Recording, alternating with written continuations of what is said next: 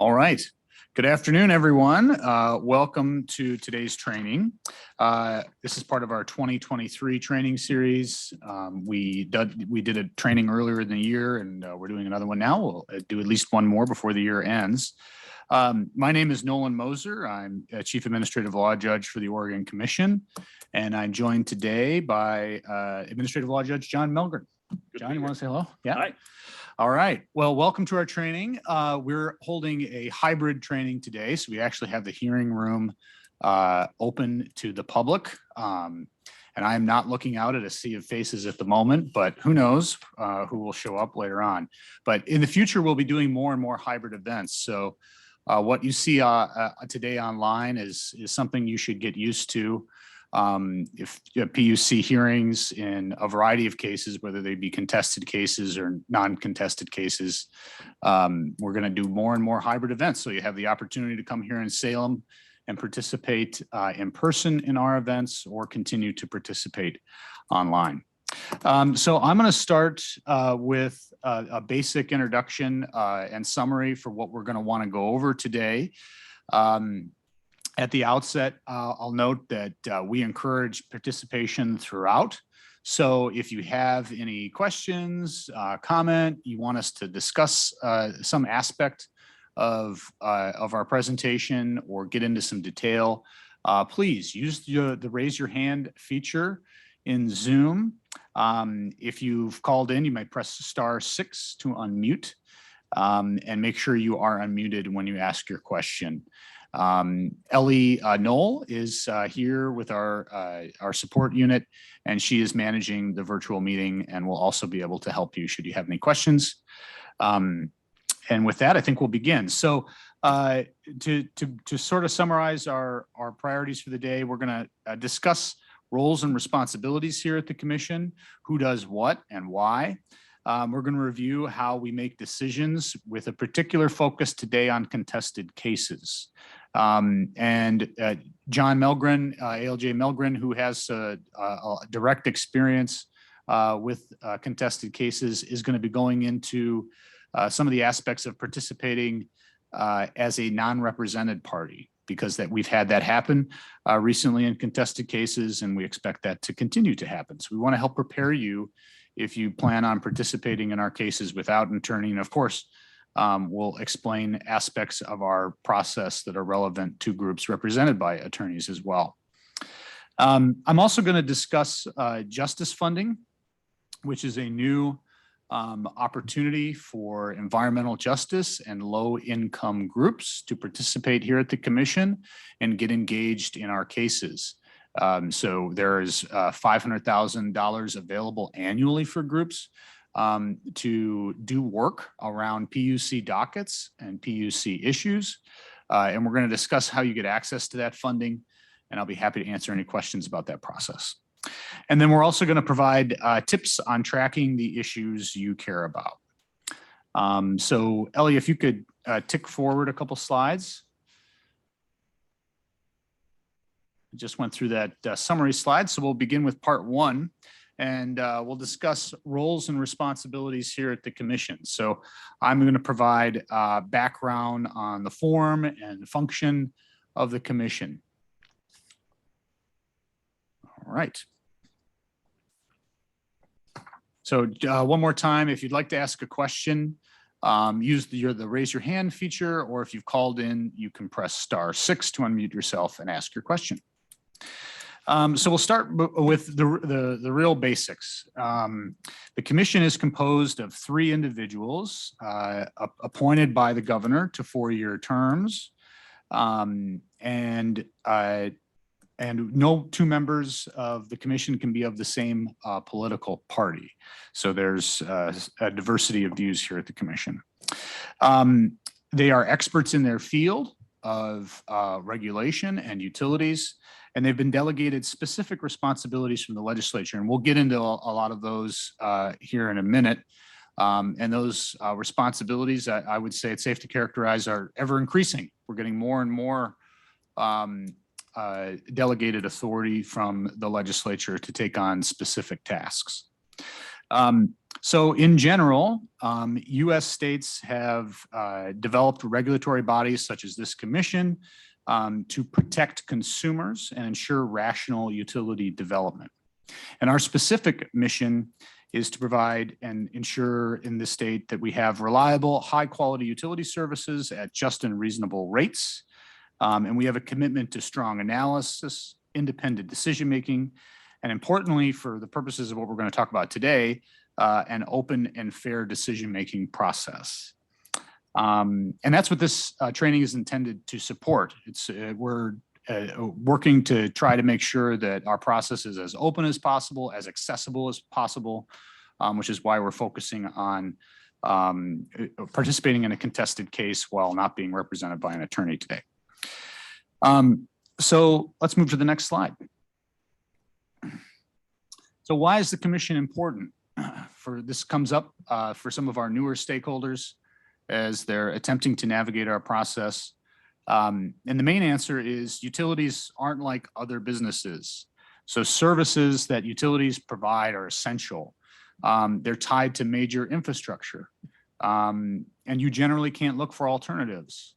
So when we get utility service, we don't want, for example, 5 different sets of power lines running down our streets to provide us different options for power. That's expensive infrastructure. It's important infrastructure. And for also safety reasons, we don't want it duplicated. And so the commission is charged with ensuring that in the context of one or a few service providers for these essential services, that rates are just and reasonable and services are adequate. So essentially what we have are rate regulated utilities that we work with here at the commission. And that means that they can only charge rates as determined by the commission to be lawful, just, and reasonable.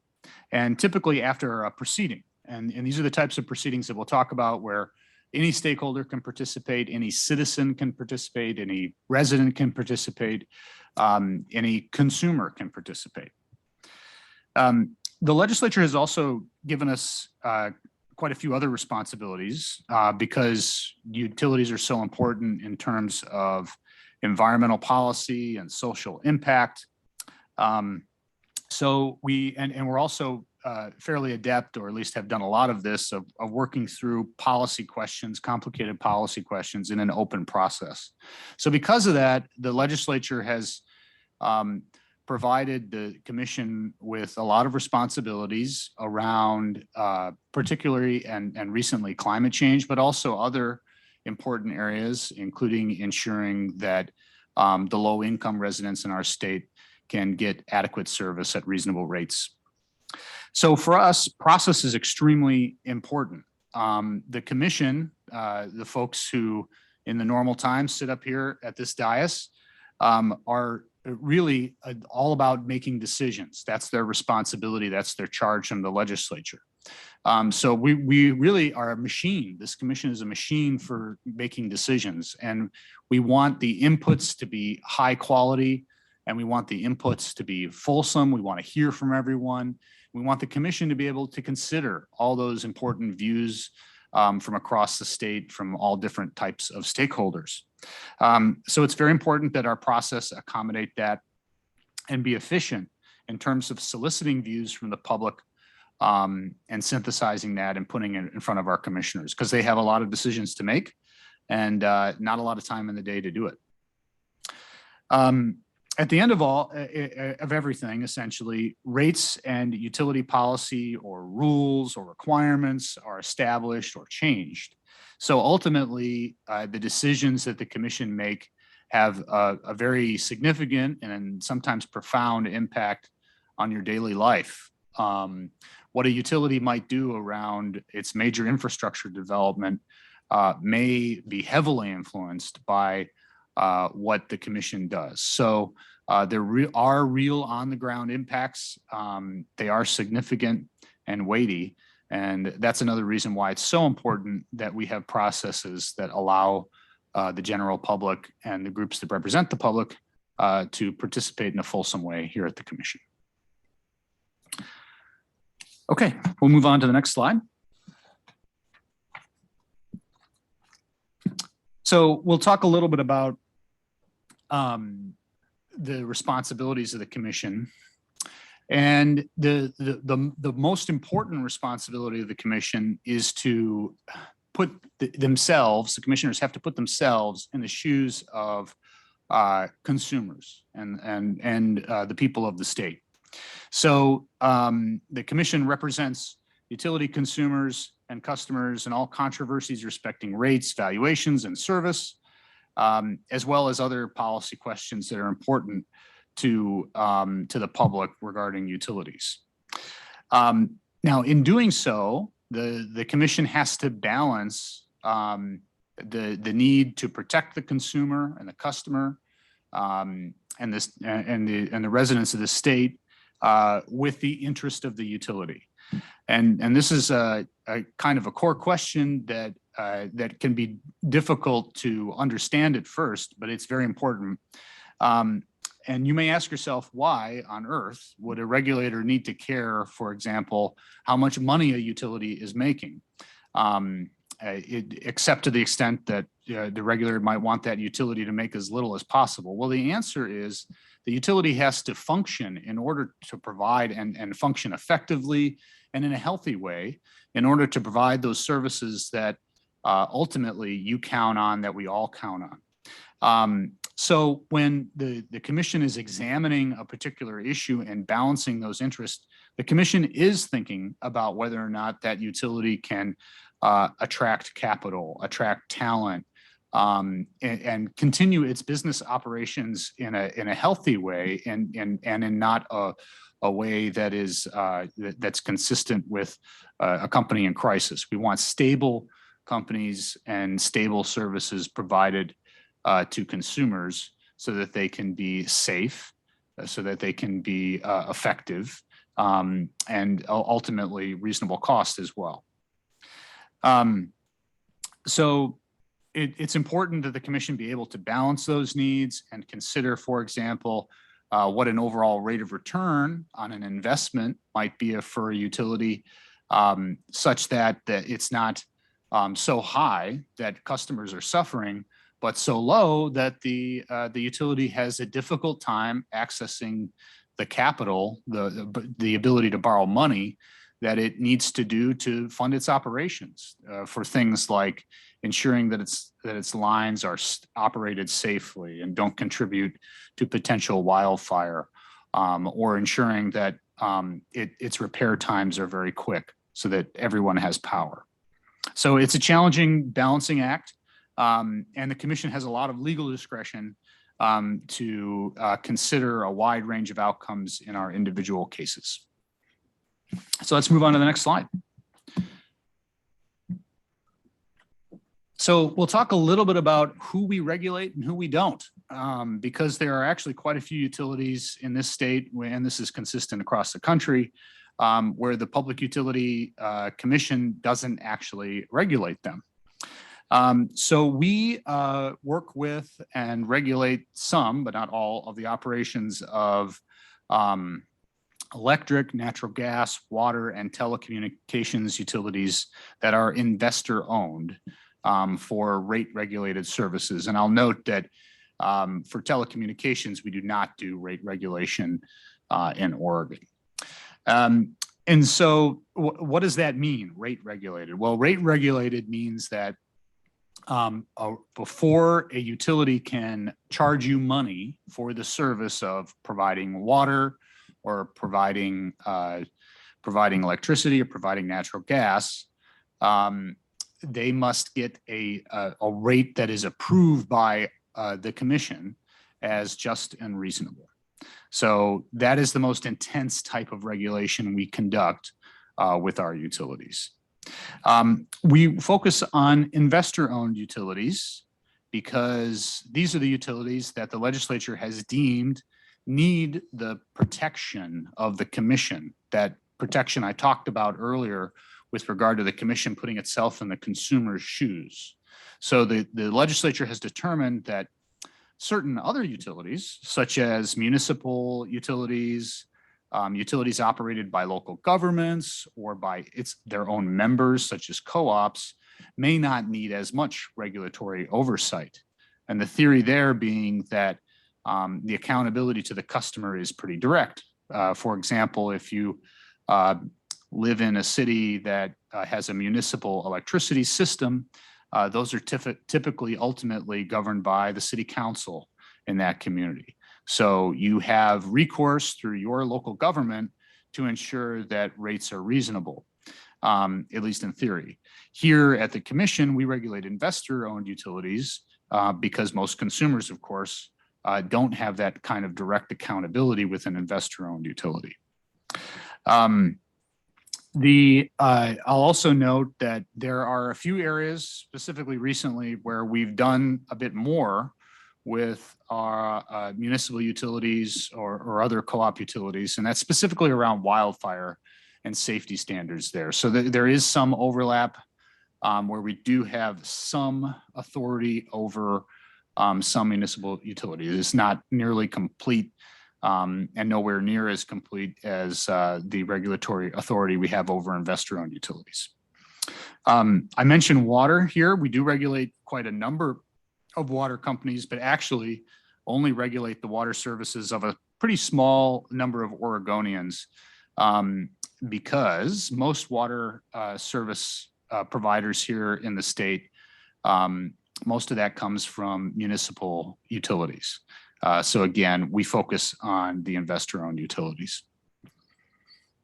We don't have much regulation over certain telecommunication services. For example, we don't do anything with cell phones or cable providers.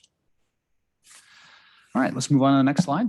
And please, if there are any questions, feel free to stop and ask them.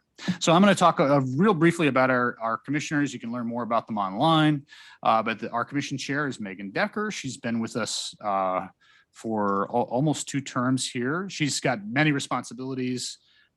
She manages every public meeting that the commission has. We have them on a bi-weekly basis, and then we also have individual public meetings in between those, at which the commissioners consider a wide range of actions for decision. She chairs those meetings and walks through the individual agenda items with the commissioners.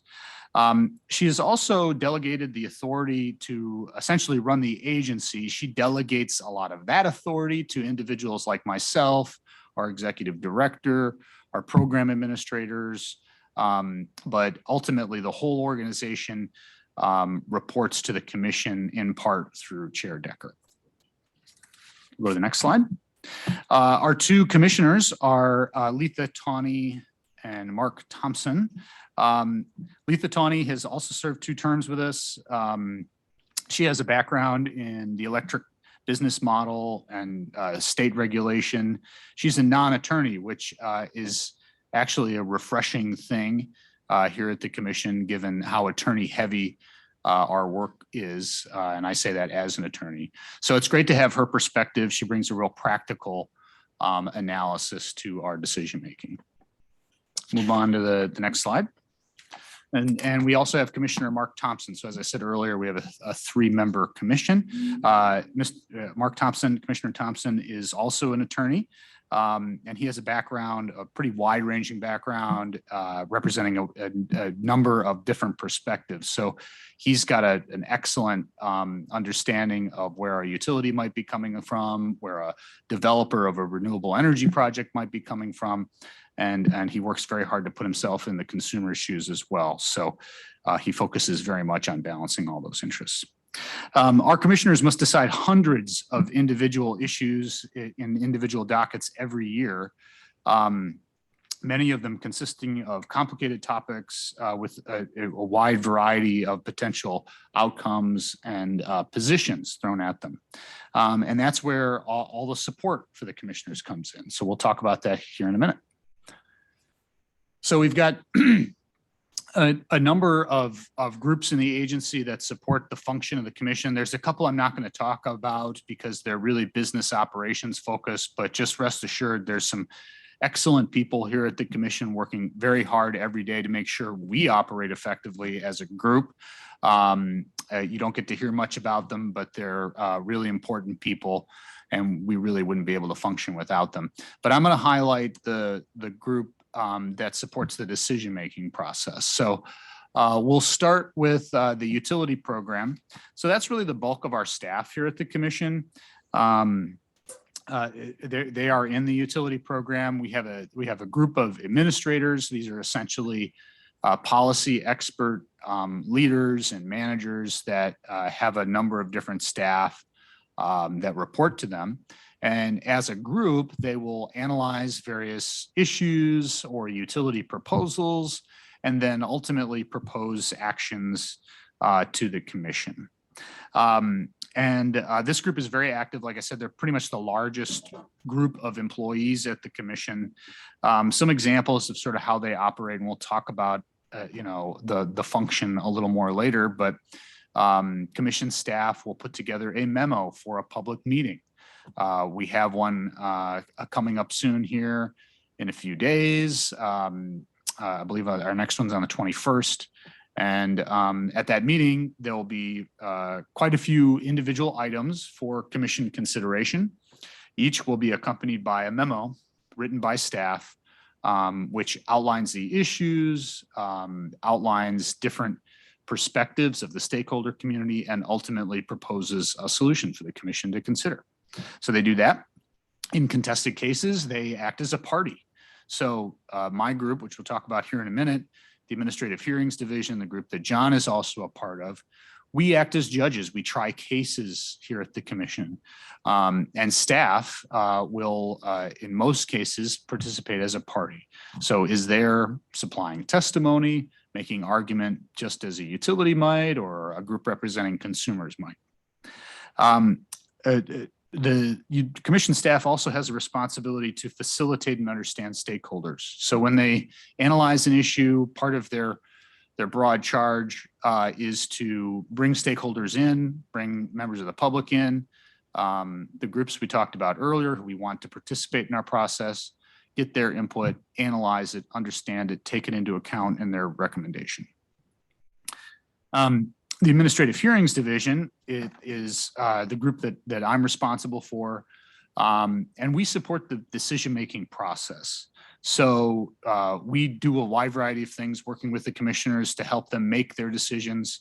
For public meeting decisions and orders, we will write orders after a decision is made quite often.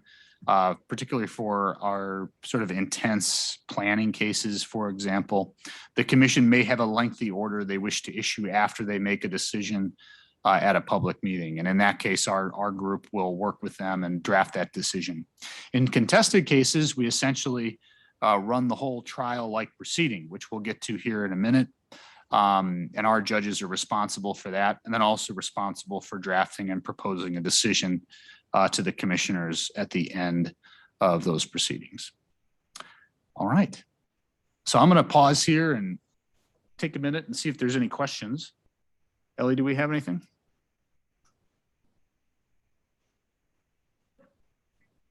Okay.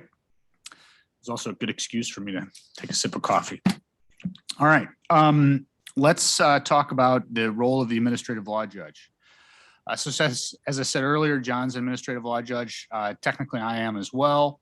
And our ALJs are lawyers or judges with experience in administrative law and utility regulations, so a specialized type of lawyer.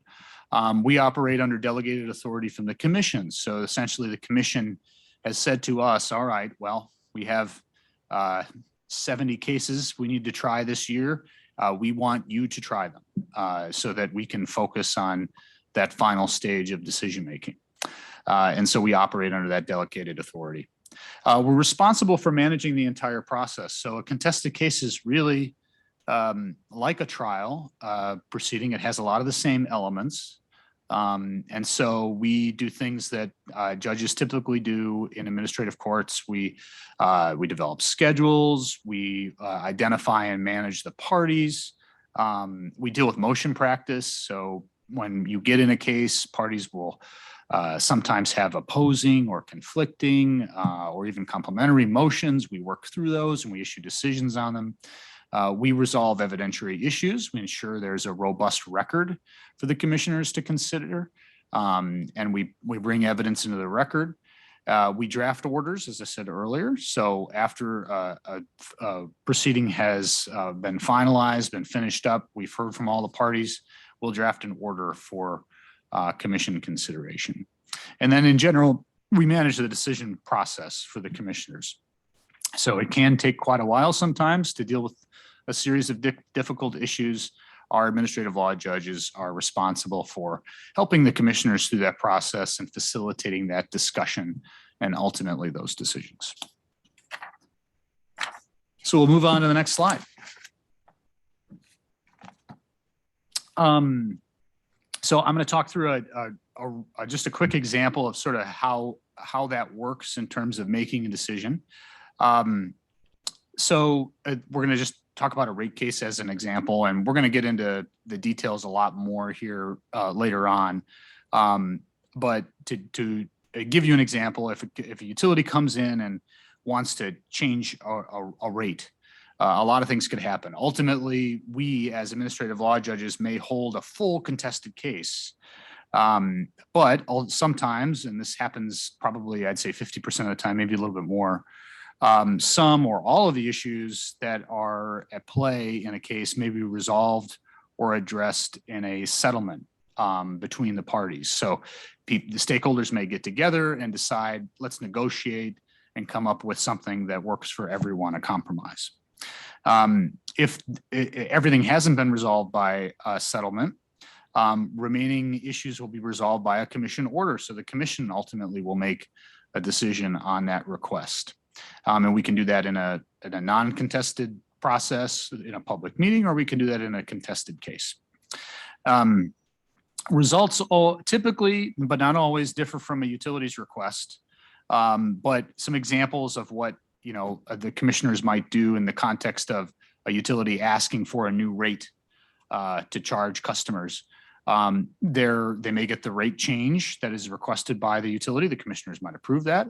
They might approve a lesser amount than requested, a lesser increase, or they might, state that the utilities need to decrease rates and explain that justification. But ultimately, what you should sort of take away from this slide and our discussion here is that rates in particular can't change until the commission makes a decision on that request. There's a lot more that we do and a lot more at stake in a rate case. There are many policy issues. A lot of the issues that groups around that are focused on the environment or equity care about are involved directly in rate cases. But ultimately, the decision in a rate case comes down to what rates get charged and what terms and conditions of service look like for our utilities. So I'm going to talk a minute about the broad categories here of how the commission makes decisions. They can be sort of dropped in several buckets, and we're going to focus on one in particular today, contested cases, but we also make decisions a couple other ways. So let's move to the next slide. So we'll talk about this more, but we handle a lot of cases in the contested process. I sort of mentioned earlier, this is a trial-like process. So it's a quasi-judicial process. We have an assigned ALJ, we have a schedule, we have defined parties, there is motion practice. It's like a courtroom in that there is testimony, there is evidence, that evidence is tested by the parties, and ultimately a record is developed. The commission's decision that it issues must be based on that record. So that's important and an important distinction from some other types of cases. We have a public meeting law here in Oregon. What does that mean? Well, that means that if the commissioners get together to make a decision, it's got to be in public with a few exceptions. One of them is this contested case process where the commissioners act essentially like judges judging an evidentiary record. In that case, the public meetings law does apply, but commissioners may deliberate on their decision in private. Okay, we'll move to the next slide. Other than contested cases. So this is, I'd say, the vast majority of decisions the commission makes are in other than contested cases. So you're talking about an informal decision-making process to the extent that there is no evidentiary record. There is usually, but not an ALJ assigned. Occasionally we do sign an administrative law judge, but normally it's a staff-led process. And normally these decisions occur at a public meeting. So at our meeting upcoming on the 21st, you'll be able to go online, look at our agenda, look at the public meeting memos that the staff has put forward.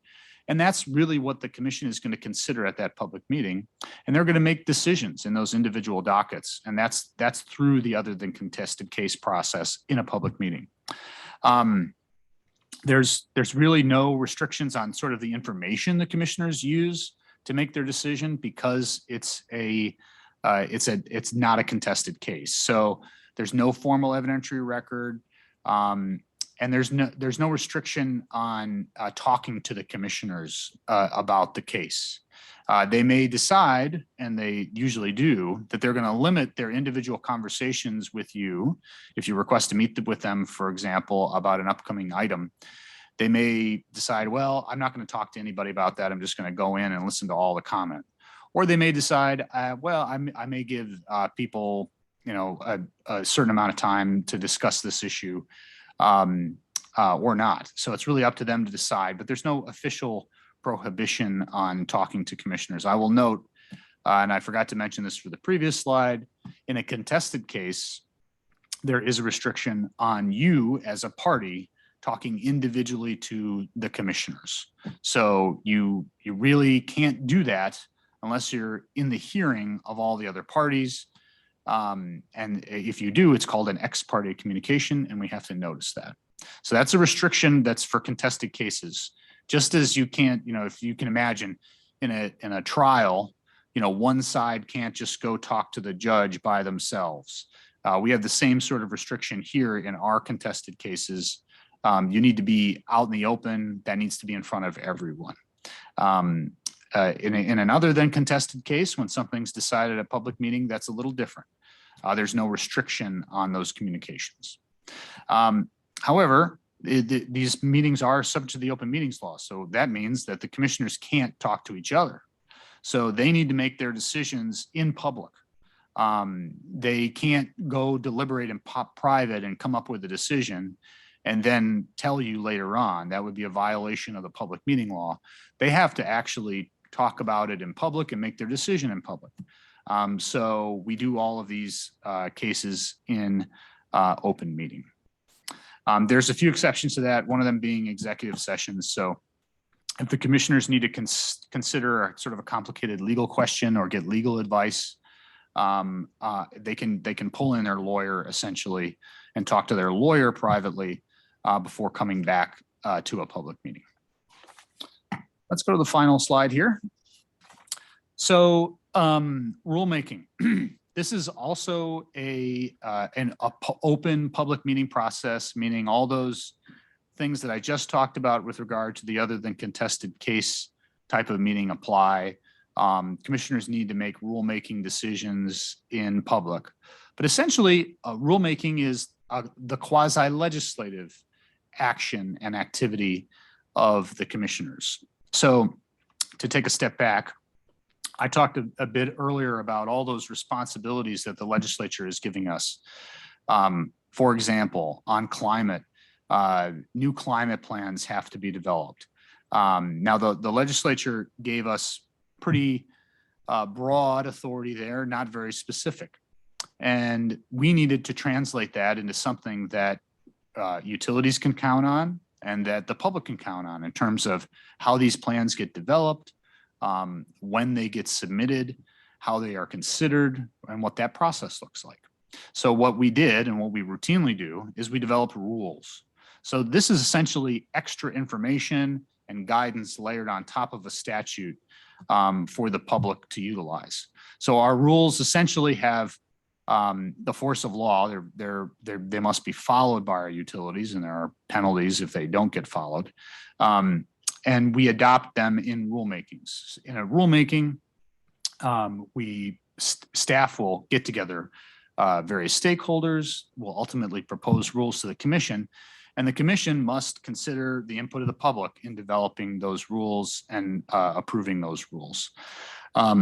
So there has to be plenty of notice for you to get engaged. There has to be an opportunity for public comment. There's no restrictions on the commissioners in terms of communication, just like those public meeting items we talked about earlier. The commissioners can talk to you. They may decide they're not going to talk to anybody on a rule concept, or will have limited conversations, but in theory, they can talk to people subject to the open meetings law, meaning that they have to make their decision in the public meeting.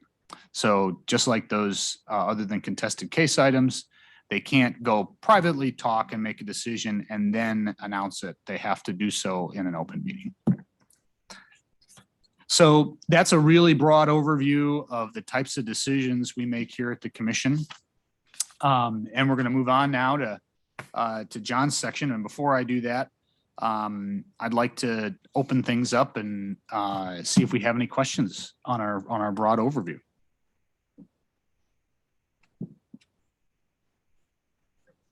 Okay, with that, we'll turn it over to John. John? All right, thank you. So part 2 is participating in contested case dockets. And again, please feel free to interrupt us. Use the raise your hand feature if you do have a question about what I'm going to say. This section is particularly heavy on the rules and the process for how we handle contested cases here at the commission. So again, please don't hesitate to interrupt me, and I'll pause every few slides to allow the opportunity for questions as well. So as Chief Judge Moser described, we have these contested cases where it's essentially a trial type proceeding where we are resolving some issue that has come before the commission, and different parties will come before us and present evidence and make arguments to try to sway the commission one way or another in terms of how to resolve that issue. And generally, it is very, it's not 100% necessary, but very advantageous to have legal counsel when you participate in a contested case before the commission. And in order to fully participate in the contested case, you do need to have legal representation. However, people who do not have an attorney or organizations without an attorney can still participate in these processes. So the first path is a layperson, meaning just a member of the public without an attorney, can represent an organization if that person is an authorized representative of that organization. Now, that lay representative is not allowed to make legal argument, which I'll talk about more in depth in a future slide, because that has a very specific definition that is pretty limited. And so you can still make policy arguments, you can still talk about process of the proceeding, but you are prohibited from making certain types of legal argument in these contested cases. And this authorized representative is able to provide testimony and evidence addressing factual questions in the case, but again, they just can't make legal argument.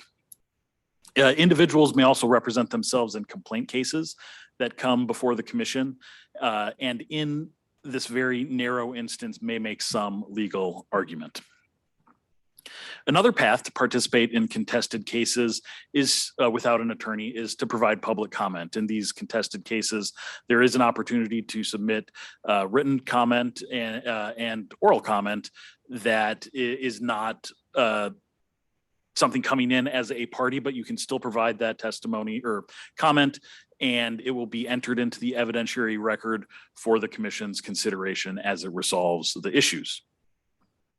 And additionally, individuals can represent themselves outside of a complaint, so they can still become what's called an intervener, which we'll talk about in a minute, and that will enable them to be a party individually, and they can provide testimony and evidence addressing factual questions, but they are not allowed to present legal argument.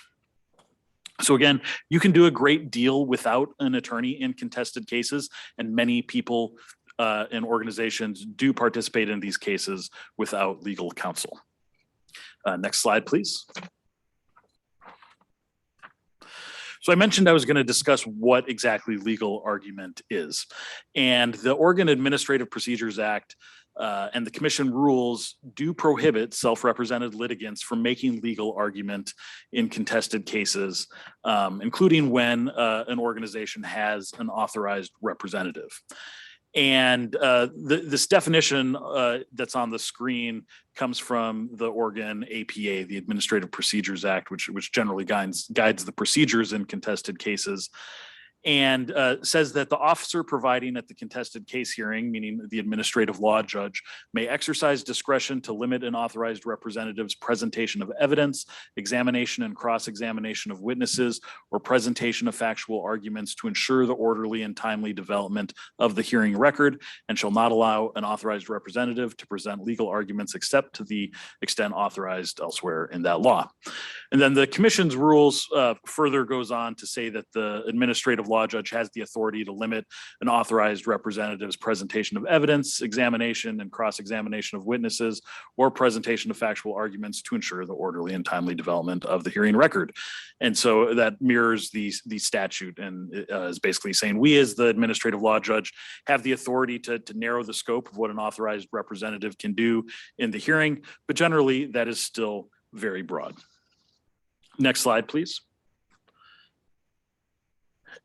And so I do want to highlight what exactly legal argument is, that either an authorized representative or a self-represented litigant, which can also be called a pro se individual, that means someone without counsel.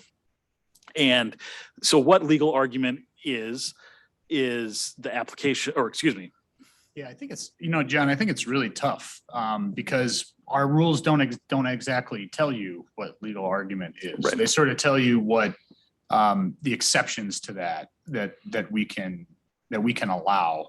But legal argument, and you correct me if I'm wrong, I sort of think of it as the kinds of things that a lawyer deeply engaged in a legal case would do, things like application of case law to a specific question, or the interpretation of maybe a broad legal theory to a particular set of facts, or some sort of constitutional standard or something like that. So I don't know if you agree with that, but I think that our rules sort of, they don't tell us 100% what Right. legal argument is, which is interesting. They do sort of give us the guidance of certain things to allow, however, in Right. certain circumstances. Right, and as you can see from the screen, it is very broad what does not count as legal argument. So that includes the application of statutes and rules to the facts in a contested case, what actions the commission has taken in the past in similar situations, the literal meaning of the statutes or rules at issue in the contested case, the admissibility of evidence, and the proper procedures to be used in the contested case hearing. So really, if you don't have an attorney, you can participate by presenting the evidence that goes to the factual questions and testimony. You're able to cross-examine witnesses and bring witnesses into a hearing if another party chooses to cross-examine them. You can talk about the process that's being undertaken in the contested case, whether or not evidence can be allowed. And you can talk about statutes and rules and how they apply to the situation. So this is really broad, what you can still do. Next slide, please. And one more kind of question for you, John. Would you think it's on the previous slide, is it sort of the ALJ's responsibility to outline that for participants when they're just trying to consider, what constitutes legal argument, or is it something that you encourage folks to ask questions about when they have them in the context of your cases? You've actually had this pop up a number of times. So yeah, sure. So it is because the definition is so broad, it can be hard to explicitly give permission or guidance in advance. And so we do encourage participants to ask questions throughout the process about what their role is and what types of arguments they can make. One thing we'll talk about elsewhere, but one of Chief Judge Moser's roles is to answer procedural questions from parties, including self-represented litigants. And so he can clarify in contested cases kind of the boundaries of legal argument and what that means without violating the ex parte rules in a particular contested case. Yeah, that's a great point. I would recommend that people definitely reach out to me personally if they have questions as well. So you can bring them up in a wholesome way, or fulsome way in front of the whole group as part of your cases, but you can also come directly to me. And I can work to give you guidance too. Ellie, I think if we are just a slide ahead, maybe if you could go back one, back the other way. Oh, we're going the other. No worries. We're gonna blame Microsoft on this one. I think the one we're on is working with other organizations, which is at number 21.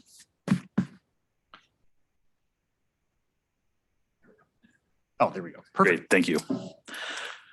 Well, and actually, before I talk about this slide, maybe we should pause to see if there are any questions about legal argument or the role of self-represented litigants in contested cases. Do we have any questions, Ellie? Okay, thank you.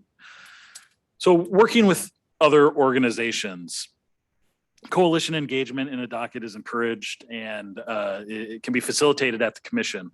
So what this means is several parties may be represented by one or several attorneys, and groups of organizations or individuals with similar positions or views on a certain item can submit joint comments and pleadings in a certain docket. So, you may have 5 or 6 different organizations who are all trying to pursue the same policy change or get a same result out of a contested case, and they frequently will join together to present their arguments to the commission. And this can be much more efficient. It enables the commissioners to really focus in on those arguments instead of reading 6 sets of papers saying essentially the same thing.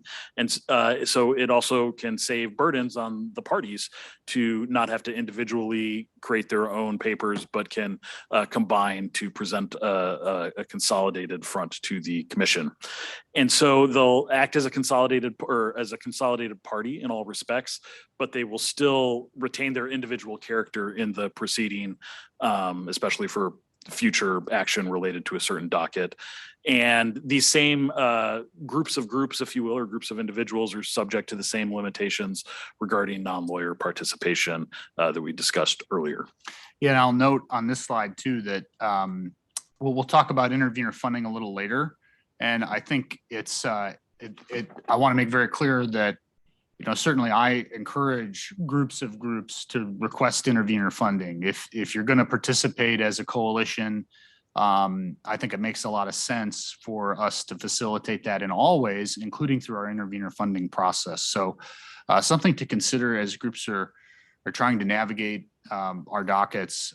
You can request intervener funding as a coalition. I'll also note that when John gets to intervention, one of the things we look at there is whether a particular viewpoint is really well represented by someone else already. So if you're in a coalition, that's not really a question. Your viewpoint is part of a larger group. But if we get many groups all representing sort of the same viewpoint, that might not be as efficient. So I just want to echo John's point about efficiency. I think it's a really good one.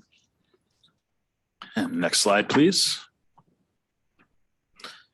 Contested case characteristics. So as we've mentioned, contested cases are a trial before the commission. So we use trial type like processes which resolve disputed issues of fact, law, and policy. So we have the Administrative Procedures Act sections on the screen, ORS 756.500 through 558, and as well as the corresponding administrative rules in the Oregon Administrative Rules, the OARs, that go along with that. And that describes how these processes work, the rights and responsibilities of the parties, and it's basically the rule book for how these proceedings play out. And as we discussed before, the ex parte restrictions apply here. You as a party are not allowed to have individual contact with the decision maker, and that includes the administrative law judge assigned to a particular docket. So if you email the ALJ or email a commissioner individually about a certain docket and urging a certain result or providing evidence through back channels, it will trigger in our rules some ex parte procedures. And usually what happens, or always what happens, is that communication will be posted publicly in the docket so that everyone knows that this communication took place and knows its subject matter. And it's something that we take very seriously. We want to make sure our processes are fair and balanced and that everything that occurs is out in the open for everyone to see. Yeah, that's right, John. And I'll add a little color there. I think you did a good job of sort of outlining what is ex parte. It has to do with the content of the case in controversy. There are actually sometimes quite a bit of contact on procedural questions. So if Ellie's out, for example, and an ALJ she's working with needs to figure out and nail down a date, that ALJ might be in contact with an individual party about a date that might look good for a hearing. That is not an ex parte communication. If that somehow devolves into a conversation about the merits of a substantive motion or something like that, then it does become one. And when we say they're prohibited, we certainly don't like them, because what it does is it calls into question the fairness, as you said, of our proceedings. Technically, they're, I guess, not prohibited. We would say they have to be noticed, but it is definitely not within our procedural handbook to be having these conversations. And so that's why we hope they're very rare and typically the result of some sort of accident that occurs. So. And so lastly, as we've mentioned, contested cases cover a few different buckets of matters here at the commission. They include rate cases, complaint cases, and then certain policy cases as designated by the commission.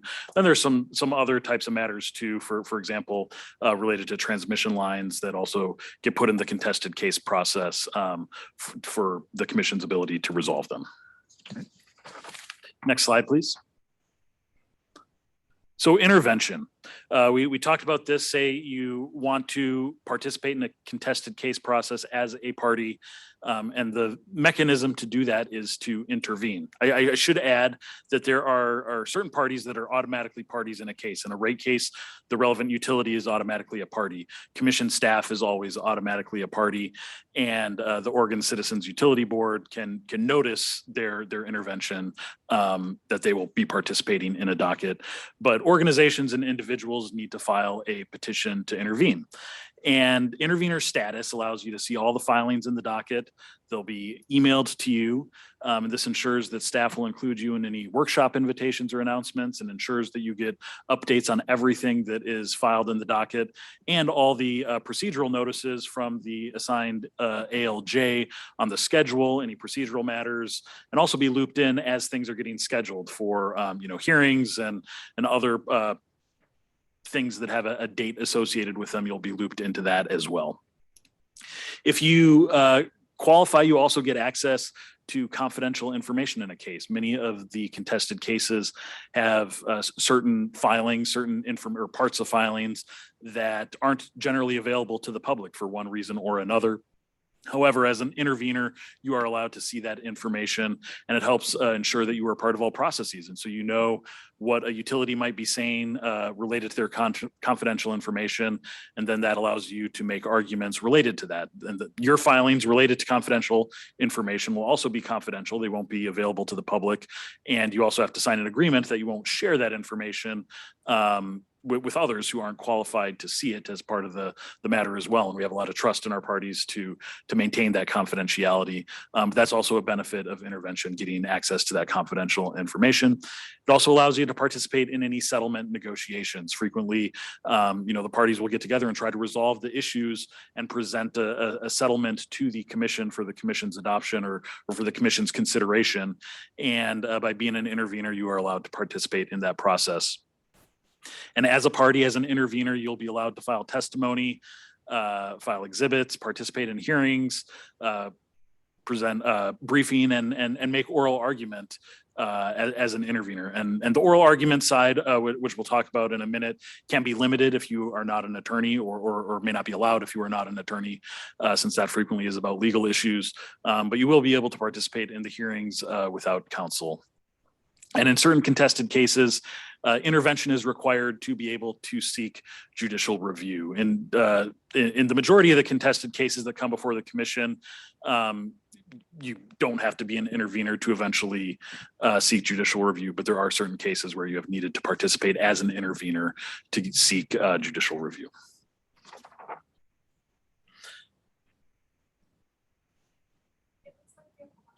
Oh, great. Great.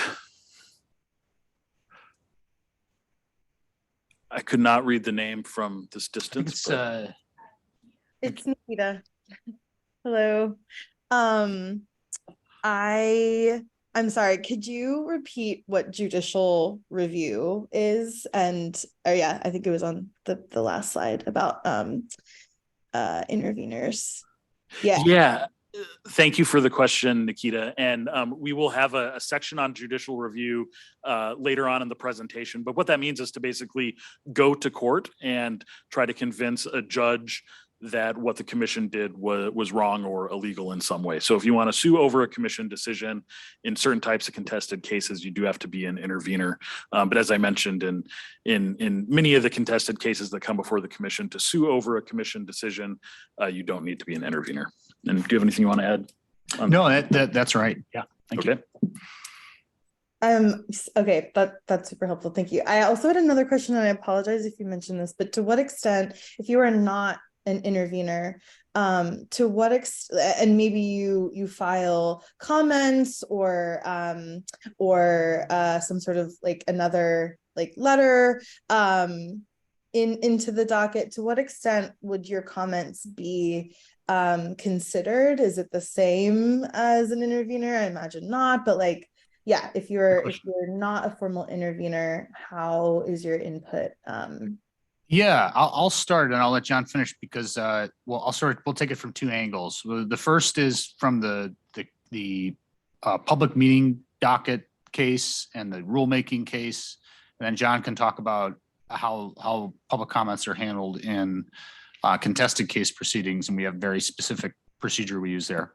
But for a public meeting item, your comments are directly considered by the commission. So you may make oral comment in the public meeting and say, commissioners, I agree with staff's recommendation, or I don't agree, and I think you ought to change these three things. You may file written comments to the same effect, and the commissioners listen to it directly. Sometimes when you're giving oral comment, the commissioners may ask you questions, and it may be essentially participatory as you give your comment. And then when the commissioners deliberate in the public meeting, they may specifically mention your comment and say, well, I was persuaded by Nikita's point here, and we ought to change the staff's recommendation and do X, Y, Z. The same thing can occur a little more formally in a rulemaking. In a rulemaking process, we solicit public comment that's directly provided to the commission. The commissioners read it, they analyze it as part of staff's recommendation and as part of the ALJ's recommendation, and then they make their decision. So your comment is directly considered. It's a little different in contested cases. They are definitely considered, but we have a specific process, sort of how they get to the commissioners through staff testimony. I'll let John talk about that for a minute. Yeah, so in a contested case, the public comment is, we have a public comment hearing, and there's also the opportunity to submit written comments, and all that is packaged together by commission staff and submitted along with their testimony in the docket. And so it becomes part of the evidentiary record, and the commissioners will review that and consider it in their decision-making process. But as you hinted at in your question, it doesn't receive the same level of weight as other evidence presented by the parties. And the reason for that in court and trial settings and contested cases, the evidence that come in can be tested by the other parties. And so there can be cross-examination of the witnesses. People can submit rebuttal testimony to show a different angle on the same issue. And so there's a more robust process to test the evidence. Whereas in public comment, people who submit comment, they aren't subjected to cross-examination like you would if you were a party's witness. And so it is weighed, given a different weight by the commissioners as they consider all the evidence in the case. But it does still come in as evidence attached to the commission staff's testimony, and it is reviewed by the commissioners in making the decisions. And do you have anything to add on that? No, that's great. Thank you, John. Does that answer your question, Nikita, or do you have any follow-ups? No follow-ups. That last part. Yeah, I think my question was specifically for contested cases. So that's yeah, that makes sense. Thanks for answering. Great, thank you. Next slide, please. Thank you. So relevant evidence. If you are a party in a case and you are going to be submitting testimony and exhibits in the docket, you have to present relevant evidence. And so the commission rules define what this is. And this also comes from the Oregon Administrative Procedures Act. But the official definition is evidence tending to make the existence of any fact at issue in the proceedings more or less probable than it would be without the evidence. And it is admissible if it is of a type commonly relied upon by reasonably prudent persons in the conduct of their serious affairs.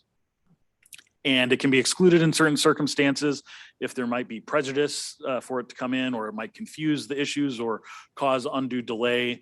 That usually results in evidence coming in very late in a proceeding without the ability of the other parties to respond to it. But as you can see from this definition, it's really broad. Relevant evidence is really broad. And I think the commission, the ALJs and the commissioners take a really broad view as to what evidence is going to come into a proceeding. There certainly are things that may not be relevant, but because this definition is so broad, it generally isn't a problem. And parties bring in evidence that they believe is relevant. And if it's related to the matter, it will likely be admitted. And so just know you do have some restrictions on what types of evidence you can bring in. And it will be tested through the discovery process as well, and the hearing process, which we'll talk about in a minute. But just know there's a very broad definition for relevant evidence in our contested cases. Yeah, and one thing I would say here, John, is that on evidence, when you're not represented by an attorney, it's probably, I think one thing we've learned through recent cases where we've had lots of pro se litigants is this is an area where we as a group need to dig into a little more in the context of a contested case. So yeah, I think if you are a pro se litigant, you're representing yourself in a contested case, it is important to reach out to us, to reach out to me when you have questions about this subject area. And I think it's important for us as an agency to be proactive about explaining what our expectations are around the submission of evidence. So I think expect to see that in the future. If we do see a lot of pro se litigants in a specific case, we plan to be pretty proactive about providing guidance about what's relevant and what's not, given how tricky this can be if you're not an attorney. So it's kind of area where maybe more help is warranted than less. So. And I think I saw, was there a hand raise? Yeah. Yeah. Hi. Yeah. Hi. My name's Annie. I work with Verde, and this is my first workshop. So excuse me if this is a little bit of an ignorant question. So my understanding is that the commissioners in this kind of quasi court are kind of like the judges. So who gets to decide what evidence is relevant and what's not, and what is considered to be like a prejudice evidence as well? Sure. Yeah, so generally the evidentiary issues are decided by the administrative law judge assigned to the docket. But as you can see in the rules on the screen, it says the commission or ALJ can make these decisions.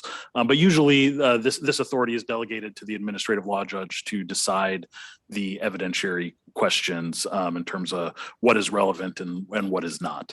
I didn't quite get there, but there are rules for how an objection can be made to evidence. So say a party presents some evidence and another party doesn't believe it's relevant, they will make a filing asking to have that evidence excluded, make an objection for why it isn't relevant or why it shouldn't be presented. And then the administrative law judge will ask for a briefing on that issue or hear argument and make a decision as to whether or not it is relevant evidence or not. Yes, and I'd like to welcome you to the commission and glad you're participating. Thank you so much. Okay, so next slide, please. So discovery, and this slide will go along with the next couple of slides that we have here too. So we'll kind of present all this in order in the context of a contested case in the next couple slides. But discovery, we've mentioned this. This is, you may have heard about that in a trial type situation in circuit court, but discovery is the process by which there's an exchange of information between the parties. And this is the process where evidence is developed before it is formally presented to the commission. And so we have rules on this at OAR 860-001-0500, and that describes the discovery process. And we'll have early on, and this will make more sense on the next slide, we'll have a pre-hearing conference memo that sets all the deadlines in a case, and discovery will play out along that schedule where parties will take turns presenting testimony and presenting exhibits, and then the other parties will submit responsive testimony and exhibits to that. Then eventually that'll culminate in an evidentiary hearing to look at that before it's officially presented to the commission. All the disputes will be resolved by the ALJ, as we were just talking about. People can object to certain evidence, and we'll resolve that dispute as to whether or not it can be admitted or not, or whether or not it's relevant. And it's also important to note that discovery that is unreasonably cumulative, duplicative, burdensome, or overly broad is not allowed. So what we're trying to avoid here is basically a document dump. You don't want to be a party in a case and get hit with 50,000 pages worth of documents that aren't relevant or only tangentially relevant to hide something within there that may be really relevant to the case. We want discovery to be really narrow and tailored to the specific issues in a case. And if they're not, that can be an issue that an ALJ may step in and make an order on. Yeah, and I think the reverse is also true as well, that we don't want a bunch of duplicative questions that are essentially very burdensome to respond to and don't truly get at relevant evidence. So it's both on the production side and the request side that we want to be reasonable. And let's go to the next slide, and then I'll come back and talk a little bit more about discovery and testimony in the context of this next slide. So a major contested case, what to expect. So this is going to go through the timeline of a case. And so there'll be an initial filing in a case. And one of the first things that you'll see in the docket is a memo from the assigned ALJ setting a pre-hearing conference.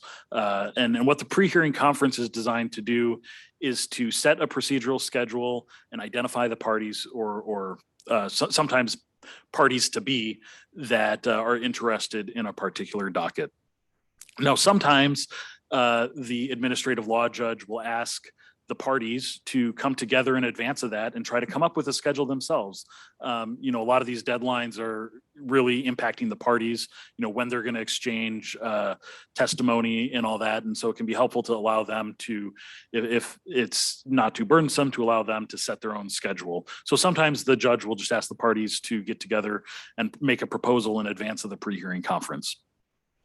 But so we'll have the pre-hearing conference, the parties will all come together and we'll set a schedule. We'll talk about any preliminary issues or potential issues that may arise during the case, just to have a heads up in terms of what may happen, and identify the parties. If parties have filed their petition to intervene, they can be admitted or have that petition to intervene granted at the pre-hearing conference. So they'll know at that point that they are parties. Or sometimes they will have that granted in advance of the pre-hearing conference as well.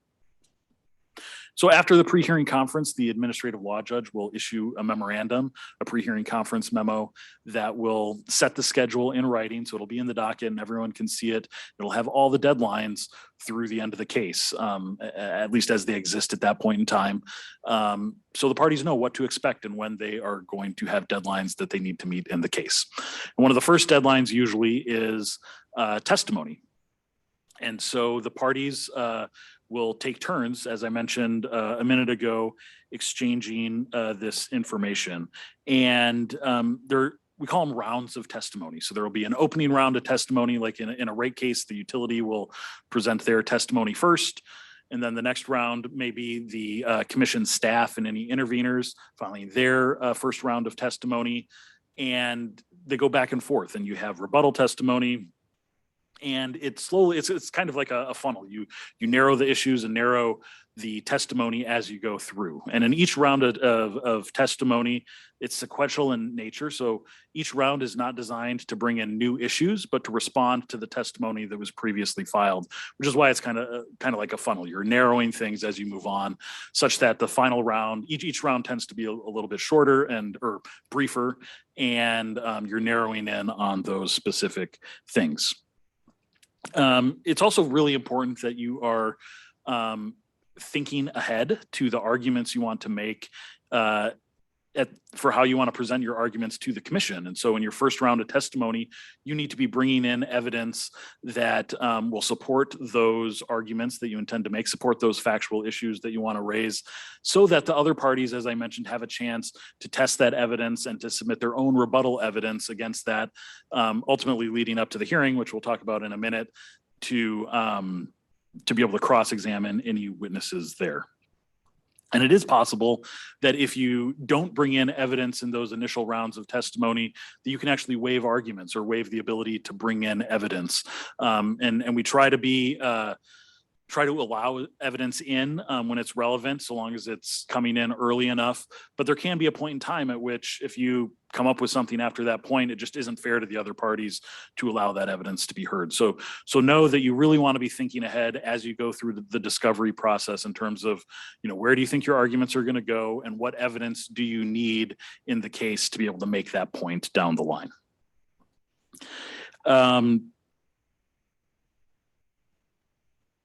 Yeah, do you have anything you want to add on testimony before I move along? No, that was really great. I like the funnel concept. Okay. It makes a lot of sense.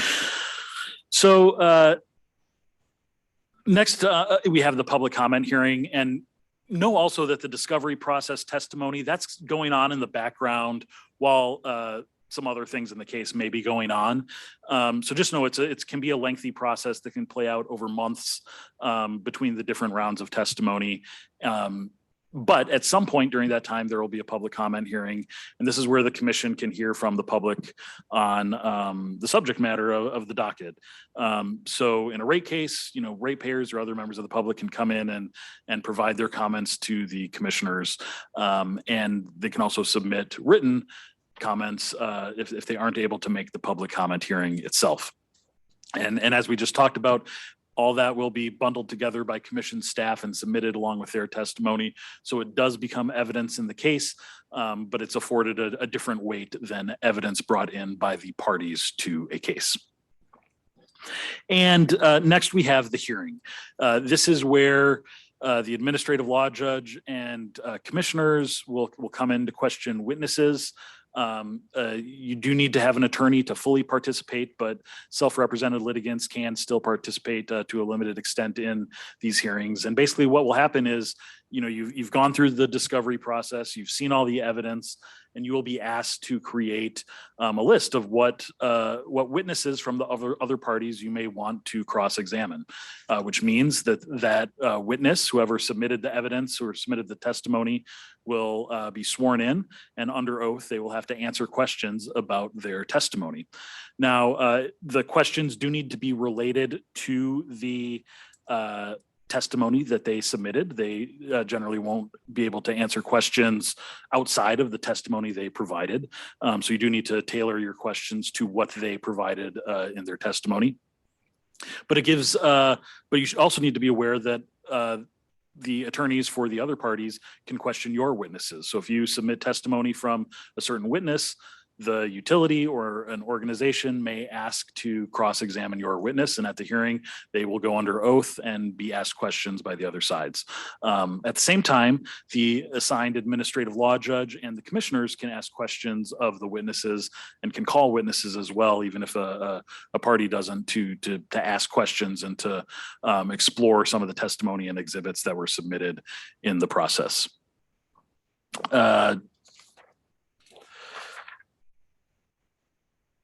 And in terms of how the hearing goes also, so there'll be the cross-examination, and then whoever's witness that was gets to do what's called redirect, which is where they get to ask the witness questions to further illuminate whatever they were asked about, or ask clarifying questions if an answer may have been incomplete or something like that. So if one of your witnesses gets called to the stand to be cross-examined, you will have an opportunity after the cross-examination is complete to do redirect and ask questions of that witness.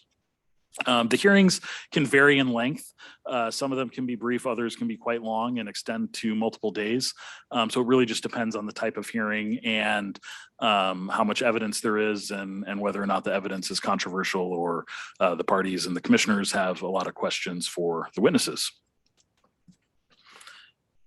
Anything on the hearing that you want to add? No, I would just note that there are some things you can't do if you don't have an attorney in a hearing. There's certain cross-examination you can't participate in. So at least full participation in a hearing does require an attorney.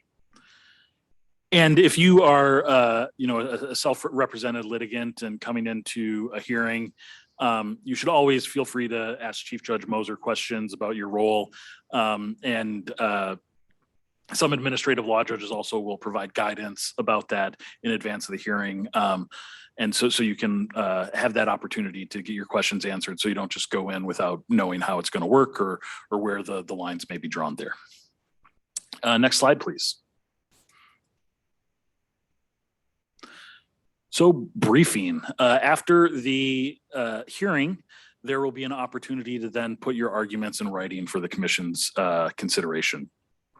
So this is your written explanation for why the party's position should prevail.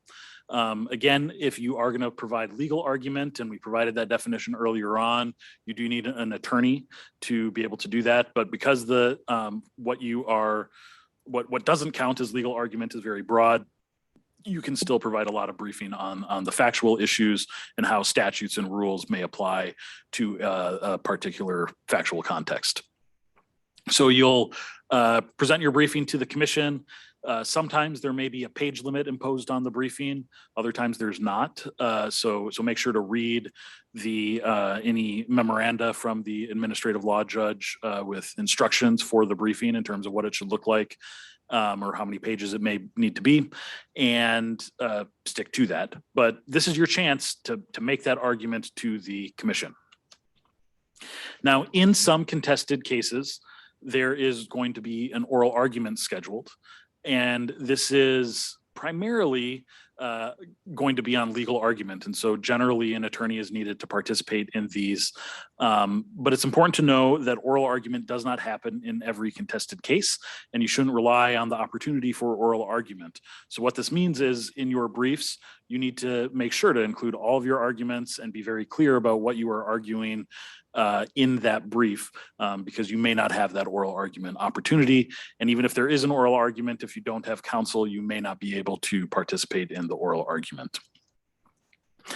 So after briefing, or if there is an oral argument, after oral argument, the commission will consider all the papers and all the evidence, and will weigh everything that it's heard, weigh all the evidence, and make a final decision. And then there will be a written decision explaining the rationale for what they did. And that is how the contested case will wrap up. And so one thing I do want to say before we get to the final slide in this section is I mentioned briefly, make sure to read the memoranda from the administrative law judge.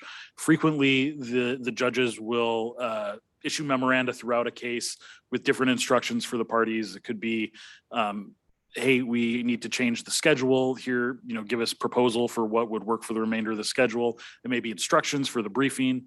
There may be a motion that gets filed that requires the parties to file a response. So make sure to read those memoranda carefully. And if you have questions, you can always ask Chief Judge Moser for clarification on something or for help understanding what was asked of you. But those memoranda are really important, and you need to pay careful attention to them when they come across your email in the docket. Next slide, please. So we talked about this, but contested case public comment opportunities. We mentioned the public comment hearing that are typically held in major rate proceedings. They'll be online, in person, or hybrid. They'll generally have a presentation from commission staff and the administrative law judge assigned to the matter. And it's the opportunity for the member of the public to provide comment on the record in the case. As we mentioned, that comment comes into the case as evidence through staff's testimony, but it is afforded a different weight than evidence brought in by a party in a case. But it's still a really good opportunity, and the commissioners do review that and consider it in their decision making. You can also, if you can't make that, submit written comments that can be submitted anytime, and they'll be periodically summarized by staff and submitted with staff testimony. And so especially if you can't make the public comment hearing, that's still a way for your voice to be heard and considered by the commission in their decision making. All right. Yeah. Well, thank you so much, John. I think we're done with a sort of a natural break here, and we'll take a 5-minute break. But before we do, I'll see if there's any questions here before we begin our next section. And then we'll just take 5 minutes and then get back to the rest of the training today. So any questions or comments, thoughts based on what John went through? Anything, Ellie? Okay, let's take a 5-minute break, and we'll come back with sort of some illustrative examples of how things flow through the commission in terms of specific cases. Thank you.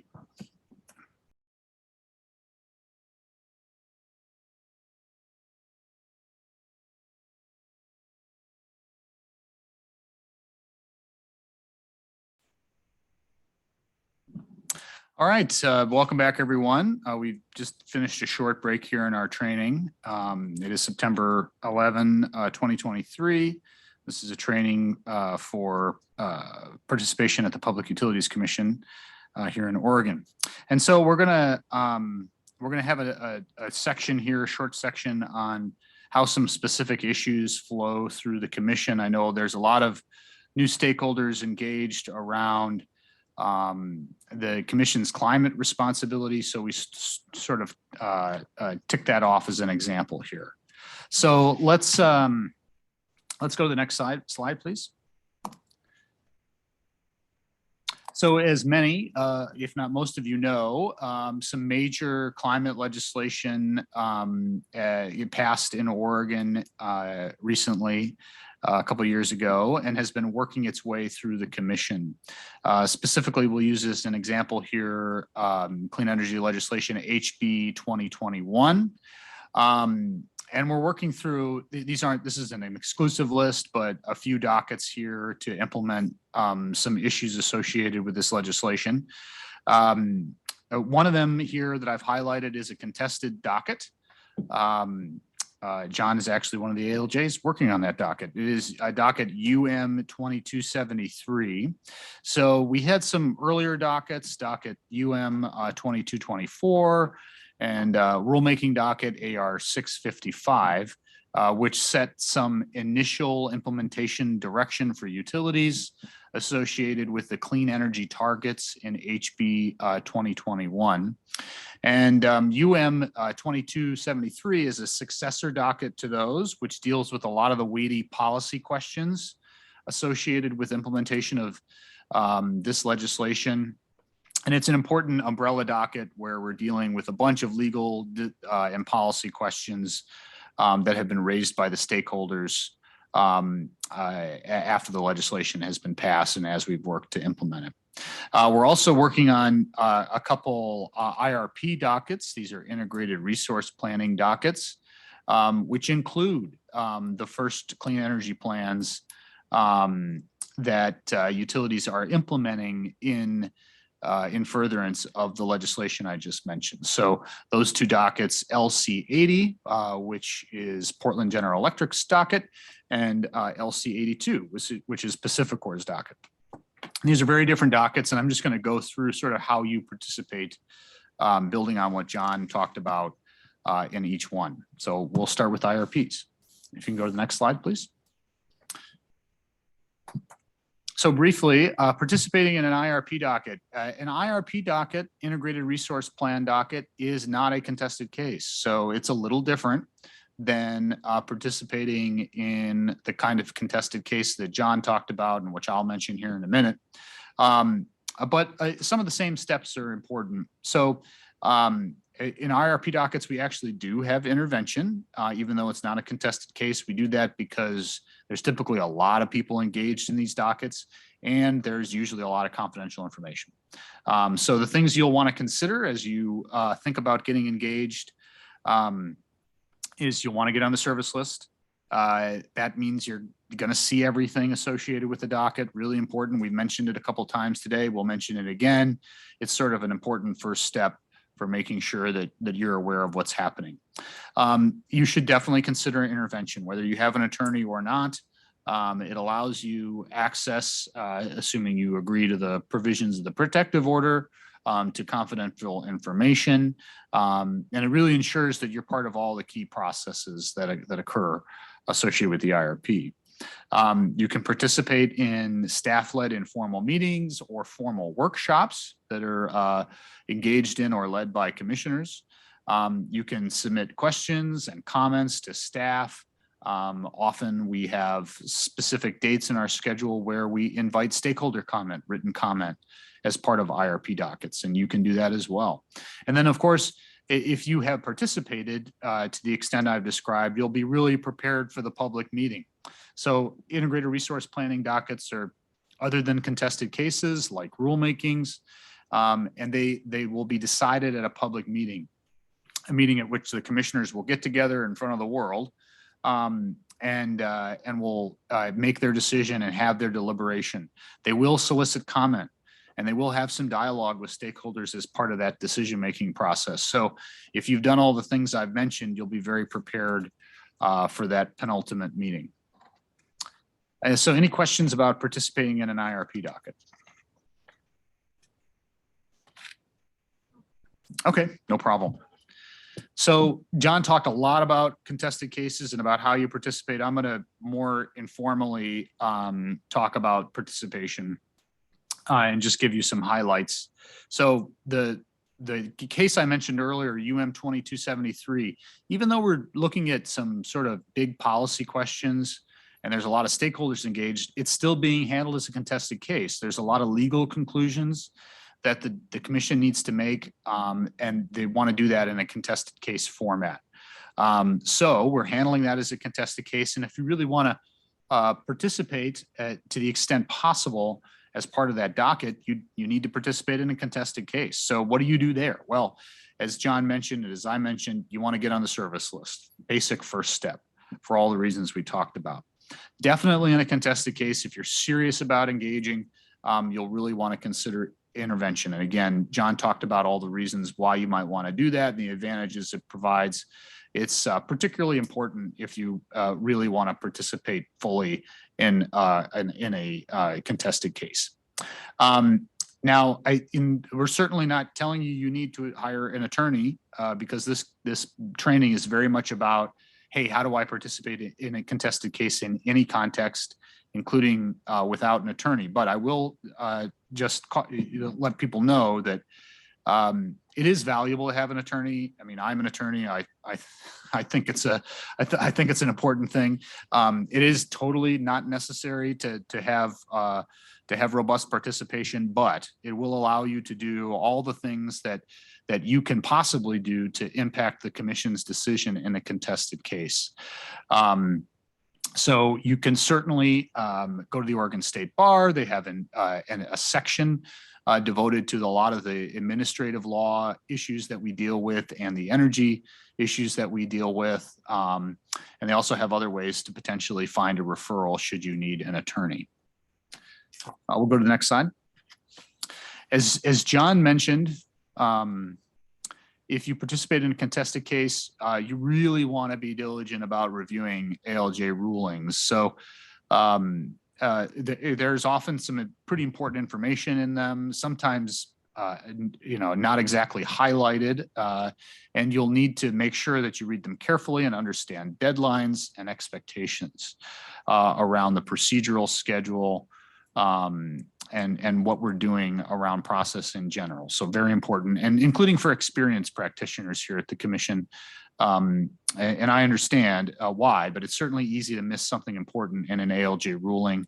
And that's really how we communicate to participants in our cases. We typically aren't picking up the phone to call parties to discuss the case unless it's a very narrow procedural question. So you're going to have that communication through the rulings. You need to be very careful about reviewing them. And just a basic expectation before you file a motion, which is essentially a statement in the case about something you want to happen for some reason, whether it be procedural or otherwise. Make sure you confer with other parties to the case. This is an expectation that is built into our rules. We expect all our parties to talk to each other before they file a motion so that we can have a general understanding and you can have a general understanding about how people are reacting to your motion. And that will allow us to most efficiently process requests associated with your motion. And then, of course, a basic, seems very obvious, but it's important. Get to know our Division I procedural rules for contested cases. They're just, as John mentioned, it's sort of the guidebook, the rules for the road for participating here at the commission. Whether you're represented by an attorney or not, it's valuable to really understand them. And of course, you can always, as John mentioned, contact the Administrative Hearings Division, our support group, or me if you have questions. We're happy to support you and work through those. Often it's a lot easier if you do that ahead of filing something, if you truly have questions, than attempting to address something later on. So we'll move on to the last slide in this short section. And I just wanted to highlight a few areas that you may not be aware that the commission has some regulatory authority and takes some action. So we've talked about the commission's role as essentially a judicial-like group when in the context of contested cases. They're acting as judges, they're making findings on evidence and issuing decisions. We talked about there a little bit. This training isn't really focused on rulemaking, but we mentioned it so you'd have background knowledge. We talked a bit about rulemaking, and in the rulemaking context, the commission is acting in a legislative capacity. They're essentially writing the law or rules that people must follow if they're regulated by the commission. But we also have executive authority, narrow executive authority in a few contexts. So it's just important that you know that. The legislature has asked us to do licensing for competitive suppliers of various utility services. Same thing with review and approval of compliance reports, and then review of some special contracts. And we also have some authority in areas you may not be aware of. We actually have a certain amount of responsibilities around safety for certain codes, align safety, and then we're actually doing quite a bit on wildfire. And that area of responsibility is increasing, it seems, with every legislative session, as that issue has gained more and more importance. All right, so I will stop for questions here. Any questions before we move on to the next section? Okay, well, if I could just add one thing related to that last section that I just wanted to highlight too. There was a slide about the clean energy legislation. And I just wanted to highlight, there were several dockets listed there. It's for most matters that you may care about coming before the commission. it may be multiple dockets that may address your concerns.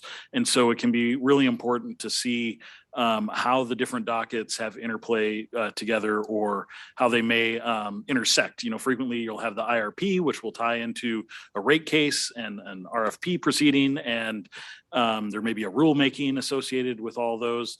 And so frequently your issue may come up in several different contexts. So it's important to be aware of many different proceedings before the commission if you are trying to impact a certain subject matter or a certain issue, and just be aware that it may not be a single docket. Yeah, I'm really glad you brought that point up, John. I think that that's totally true. And I'll talk a little bit about it later in terms of how you track your issues at the commission, but especially when you're new and you don't know that much about how we work, I think it's really important to be engaged with the subject matter expert staff members. So those folks I talked about initially that are part of the utility program, they can help you really informally with understanding, well, we're dealing with, you know, that natural gas issue and this docket, and this docket, because as John mentioned, the issue you care about might be a quarter of a specific docket. It might be it might be a large part of one. It might be a very small part of another. So, it might be, as John suggested, important to many different dockets, including ones that aren't always obvious. You know, for example, I remember when I first got into this world, I didn't understand the importance of many rate proceedings. You know, it took me a while to understand that the policy issues that I thought were important were implicated in rate proceedings. So the things you care about may be addressed in all sorts of dockets, including ones you did not anticipate. So this next section, we talked about this briefly earlier, but what do you do if you disagree with an ALJ ruling or a commission decision? And so we have a number of procedures for you to take advantage of if you do disagree. So the first thing is, if the ALJ makes a ruling and you disagree with it, this might be on an evidentiary issue or a procedural issue. It may be about intervention. There could be any number of things that the ALJ will issue a ruling on, and you may disagree with it. And so we have a process called certifying an ALJ ruling for commission consideration. And this is in our rules, our Division 1 rules, at section 110. But basically, you can ask the administrative law judge to certify his or her ruling for the full commission's consideration. And so within 15 days of the date of the ruling, you can submit your request for certification of the ruling. And we have 3 criteria for when we must certify the ruling.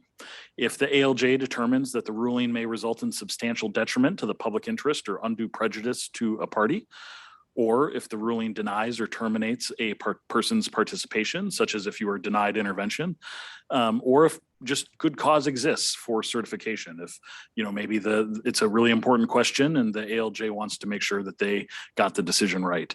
And so you can ask the ALJ to certify it for the commission's consideration, and then the commission will then consider it and either affirm the decision or reject the decision, or reject the certification request, and or they may amend it. But it is an opportunity for you, if you disagree with the ALJ, to have the full commission weigh in on that topic. Note that it's not guaranteed that the administrative law judge will certify the decision. I did see a hand go up.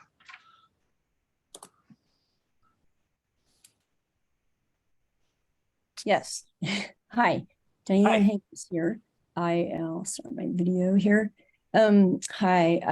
I have a question about that. Is that the rules also identify that the ALJ may not respond to a motion, in which case the motion's denied.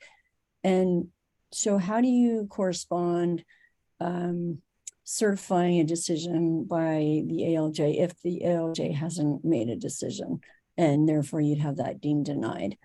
Could you explain? Yeah, so I assume you mean, so you're talking about a circumstance where, correct me if I'm wrong, where a party has made a motion, the period for response has passed and no decision has been made on the motion?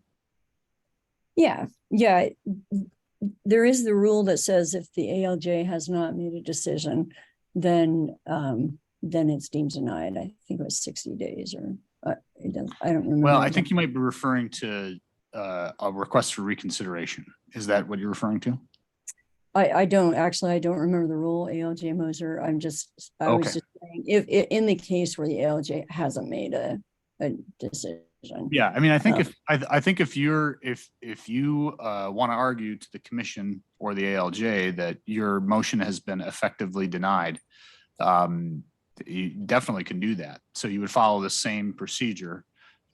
You'd request that it be certified, that decision, whether it be a formal decision or, as you characterize it, a decision where by virtue of inaction, that decision be certified and brought before the full commission. Does that help? Okay. Yes, it does. Thank you. Thank you. Okay, and we can go to the next slide. And the next slide does talk about the rehearing or reconsideration, which also has the 60-day period that you were referencing as well. And so if the commission makes a decision you disagree with, so we were just talking about certification in the context of if the administrative law judge makes a ruling that you disagree with. But here is the commission has made a decision, a final order, and you disagree with it. You can file what's called an application for rehearing or reconsideration of the decision within 60 days of the order. And we have a rule, Division 1, Section 720, describes what must be included in the application, including what is reasonable grounds for rehearing or reconsideration. And if you file that, the other parties in the case can respond to the application within 15 days. And then at that point in time, the commission will have 30 days to resolve the application. It's important to know that in the meantime, the commission's final order remains in effect while the rehearing or reconsideration request is considered. So no, there's no stay in the applicability of that order. It remains in effect. But then the commission has 60 days to resolve the rehearing or reconsideration request. And if the commission does not act by day 60, the application is considered to be denied. But in this context, the commission can affirm the order, rescind its order, or amend its order in response to the application for rehearing or reconsideration. And sometimes there could be very good reason. Maybe a law changed in the immediately after the decision was made, and it impacts the decision, and the commission should reconsider it. And so you can make that argument. Other times, you may argue that the commission didn't consider a certain piece of evidence or a certain argument that could impact the decision, and you would like the commission to take to reconsider its decision in light of that. But make sure you look at the Section 720 rules that includes the full list of reasonable grounds for rehearing or reconsideration. But know that this is a step short of going to court and asking a judge to review the decision. You can ask the commission to reconsider its decision, and it must do so within 60 days or it's automatically considered denied. Next slide, please. So we talked a little bit about this earlier, but judicial review. This means going to court, suing the Public Utility Commission. So if the commission makes a decision you disagree with, you can then challenge that order in court. So orders issued in public meetings may be challenged in the Marion County Circuit Court, and orders issued in contested cases are challenged at the Oregon Court of Appeals, and rulemaking orders are challenged at the Oregon Court of Appeals. And there are certain other kind of proceedings that don't come before the commission that often, such as related to transmission lines, which have a different process and go straight to the Oregon Supreme Court. I know that's all very confusing, but primarily you'll be concerned with either the orders issued in public meetings versus the contested cases and rulemaking orders. But you can file an appeal to those courts, and those courts will review the commission's decision, and they have their own process for resolving that dispute. Now, public meeting appeals require the development of a record in the circuit court, whereas contested case appeals that are going to the Court of Appeals will utilize the record from the contested case at the commission. And we literally have staff that will compile the contested case record and send it to the court for the court's use in that case. Anything you want to add on judicial review? No, I think it's important to highlight that last point, that appeals of our public meeting decisions do require the development of a whole new record in circuit court. So they're quite rare, actually, and folks should know that just because a decision is made in a public meeting, it does not mean that the discussion that occurred during the public meeting is going to be the sole thing that a court is going to review. A circuit court will essentially build its own record when it considers whether or not what the commission did was lawful. So, and so I guess I wanted to pause to see if there are any questions on this about what to do if you disagree with an ALJ or commission ruling or order in a matter you care about. And if not, we can move on to the next section. Okay. So I've got the last part of our discussion today, and we're going to move forward in two parts. The first is going to be on justice funding. I'll take about 20 minutes or so to explain what that is and how you can access it. And then we'll talk a little bit about how you track issues at the commission. So nearing the finish line here for our training. Now, what I'm going to try to do here is walk through what justice funding is, where you can find information about it, how you request it, and of course, answer any questions along the way. We very much encourage people to utilize this funding and want to make it as easy as possible. So we can go to the next slide, please. So just as background, in Oregon, we have intervener funding for participation at the PUC. What that essentially is ratepayer dollars that is dedicated to use by certain customer classes for participation in our proceedings to represent those ratepayer classes. For example, general residential consumers are represented by the Oregon Citizens Utility Board, CUB, as John mentioned earlier. They represent all residential customers. They're accountable to them, and they utilize our traditional intervener funding statute, which we've had for, I believe, over 20 years now, to get certain amounts of ratepayer money to advance the interest of residential customers here at the commission. And the reason for that, the legislature determined that it's really important that residential customers and other customer classes have a voice here at the commission and are consistently represented in our proceedings, and that we don't just rely on soliciting comment and input from the public, that we have dedicated advocates here who represent consumers. And this has been around for a while. It's available to groups that represent broad customer classes. So a real narrow customer class might not cut it. You need to represent a large group of consumers, such as residential consumers or industrial, large commercial consumers. So we can move on to the next slide. So what we've done, what the legislature has done, is layer on a new opportunity for funding for a specific type of group. So we now have justice funding, and this is a result of a piece of legislation that passed not too long ago, HB 2475, and it allows us to provide a different type of funding for low-income residential customers and groups representing them, and environmental justice community customer groups as well. So we'll move on to the next slide. So as I mentioned, the key legislation here is HB 2475.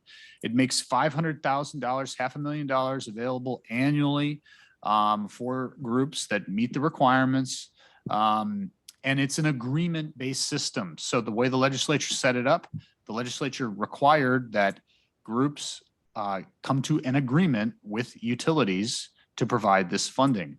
And those agreements are negotiated and then reviewed by the commission. So let's move on to the next slide. So we've done a lot to implement this legislation. Essentially, we helped facilitate an agreement. We had some really active, and I want to thank them again, important groups who negotiated an agreement. They represented environmental justice and low-income communities. They negotiated an agreement with all the utilities, and we developed that into rules. And then ultimately got that agreement through the commission, both approved as an agreement and then approved as rules. And also want to thank Citizens Utility Board, CUB, for supporting the negotiation, as well as certainly all the groups and all the utilities who participated in that negotiation that led to our agreement and our rules. So that was the start. We came to an agreement, and then we develop rules to implement that agreement. So let's talk about how those rules function and how you get money if you're part of a group that represents these customer folks. So the eligibility, we have eligibility for groups representing the interests of low-income communities and the interests of environmental justice communities, which includes communities of color, communities experiencing lower income, tribal communities, rural communities, coastal communities, communities with limited infrastructure, and other communities traditionally underrepresented in public processes and adversely harmed by environmental and health hazards, including but not limited to seniors, youth, and persons with disabilities.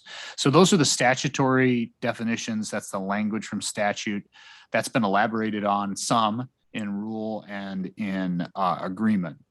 The types of cases in which you can get funding, well, it's pretty wide. So essentially, pretty much any non-complaint contested case, rulemaking, or dockets that affect the utility where your customers are from, essentially, and affect the group of customers and communities that you represent. So it's a pretty wide-ranging group of folks that can be eligible, and a large number of dockets and manners as well. Let's move on to the next slide. So in terms of how you get money and what you can qualify for, we have two groups of funds within the program that you can have access to. So the first is pre-certified funding. And so these are grant-like opportunities for groups representing PacifiCorp, PGE, and Northwest Natural customers. So it has to be one of those three utilities. And you can get these funds for activity in multiple dockets. And the rules limit this opportunity to 5 groups per year.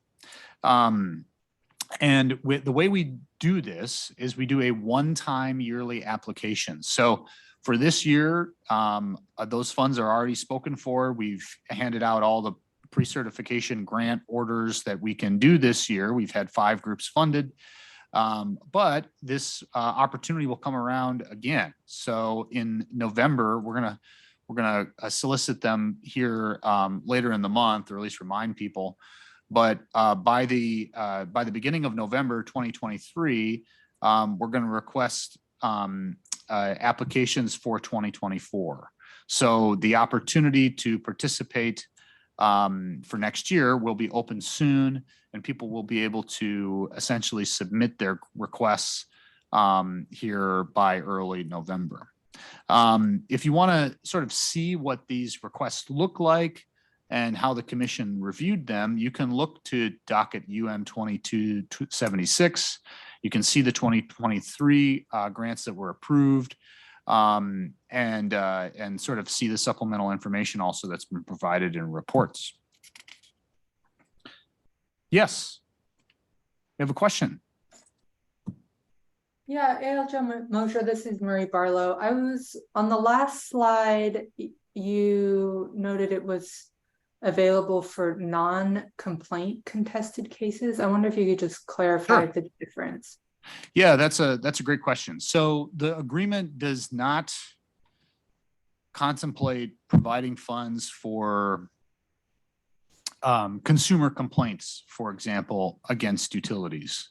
So if an individual consumer came forward and filed a complaint against a utility, the agreement does not allow for those utility funds to be utilized to support that complaint. So it's a pretty narrow exemption. We have a number of complaint cases. They're called UCR cases here at the commission.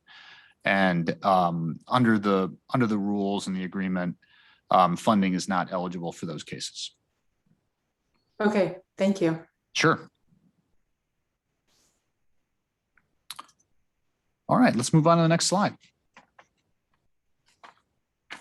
The other way to get funding, and this is, so as I mentioned, for the pre-certification funding, we're essentially closed for the year, but for case funding, we are very much not, and we are accepting ongoing case funding requests this year. And essentially case funding is case by case, as you might expect. So it's available to groups representing all, representing customers in all the electric and gas territories. So whereas pre-certification funds are limited to folks representing people that are customers of Northwest Natural and PacifiCorp and PGE, case funding is available for really anybody we regulate, at least on the electric and gas side. I want to clarify that.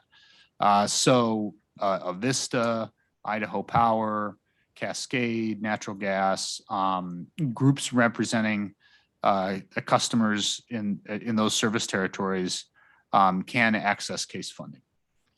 And to get this funding, you need to make sure that you ask for funds in each docket you want funding for. So if you have a specific natural gas rate case, for example, you want to ask for it there. You want to ask for it in other specific dockets, and you have requests and budgets tailored to those individual dockets. It's available for the same categories of dockets as I mentioned earlier. So contested cases, non-contested cases, rulemakings, really anything other than those complaint cases or cases not relevant to the utility you're requesting from. So let's talk about how you get it. I think that's an important thing to go over. So some guidance on this. So first you want to review the amounts available for the year. Oh, can you go back? So you'll go to the Commission's website to review the intervenor funding, justice funding spreadsheet. So on our website, we've got a whole page devoted to this program. On that page, you'll find information about what funds are available. You'll also find templates and instructions. So I encourage people to take a look at that. We have a spreadsheet there regarding funds that have been allocated to date. I will note that we try to keep that as updated as often as we can, but we have a small staff working on this issue. So if you do have questions about what's on there and about what's available, please contact our Administrative Hearings Division, the Filing Center, to get the most up-to-date information. But as I said, we do keep that spreadsheet mostly up to date. So that's where you start. You identify what funding is available for each applicable utility you want to take a look at. Then you consider what kind of participation you're going to have in the docket, and you develop a budget. So what type of case is it that you're looking to engage in? You know, how intense do you think it'll be in terms of your activity? Do you have in-house expertise? Do you need to hire an expert? Do you need to hire an attorney? Do you know what the rates are for all of those resources? Are there other activities that you need to accomplish to have an impact on the docket? So are you doing organizing? What does that look like? What do you need to do to accomplish that? Essentially, groups that are familiar with grant requests will be familiar with this process. You're going to make a plan, you're going to budget for it, and then you're going to submit it. Let's go to the next slide. And then, you know, ultimately that culminates in a request. And as I said earlier, we have templates online, and I would encourage you to look at those, ask us questions about them, utilize them. but groups must be eligible. So look at the rules on eligibility. The docket must be eligible. Look at the rules on docket eligibility. And the budget must be reasonable. And we have guidance on creation of budgets in the rules as well. And all that gets submitted in the budget, or I'm sorry, in the docket. Let's go to the next slide. So what forms do you need to fill out? Well, it's a pretty limited thing. Essentially, it's 2 documents. You can combine them into 1 document. And I highly recommend you do that. That's just simpler for you and for us. So you'll have a notice of intent, which describes your organization. It describes who you represent and why you're eligible. It describes what you're going to do, a statement of work of what you intend to accomplish or what you're going to investigate. It describes your budget. So you're going to tell us where you're seeking funding, how much funding you're seeking, and what you're seeking funding for as well. And I'll stop for any questions there. Okay, so we're trying to make this as, yeah, absolutely. People may be wondering at what point the funds get paid out. Is it in advance or after that work is completed? Oh, great question. I'm glad you brought that up. So for, I forgot to mention, so for pre-certification funding, the funding I talked about earlier, which is more grant-like, you get money and you can use it for a number of different dockets, then you report on it. That funding is given 100% upfront. So you get the funding and then you do the work. For case funding, you do the work, then you get the funding, except you can request 50% of the funds up front.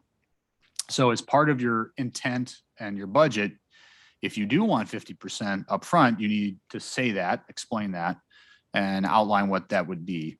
But yes, you can get some money up front, and then the rest is remitted upon completion of the work plan and your reports.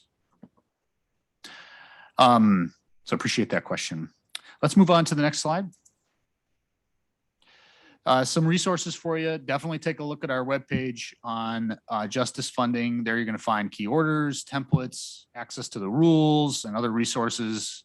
This is another one where I highly encourage you to reach out if you have questions. We will facilitate this, make this as easy as possible.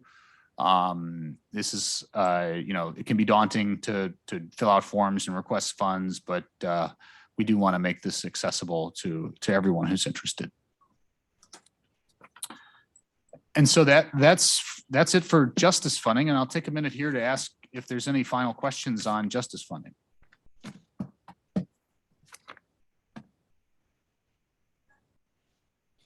Okay. Well, if you think of anything later on, please feel free to stop us. All right, let's move to the last section and really just taking a few minutes here to talk through tracking issues and dockets here at the commission. So if you go to the next slide, we'll start with using e-dockets. So e-dockets is our master sort of manager of all our incoming documentation here at the commission and all our cases. If you go to the next slide, I can talk through some of the aspects of it. If you want to find information regarding a specific document for a specific docket, you'll click on the e-docket link found on the top of every page. Once that search page loads, you can search by a number of different ways, but by docket number is the one most people use. You enter the docket number you're interested in. You click on next, and then you should be on the exact docket page for the issue you care about at that stage. And then once you're there, we'll move on to the next slide.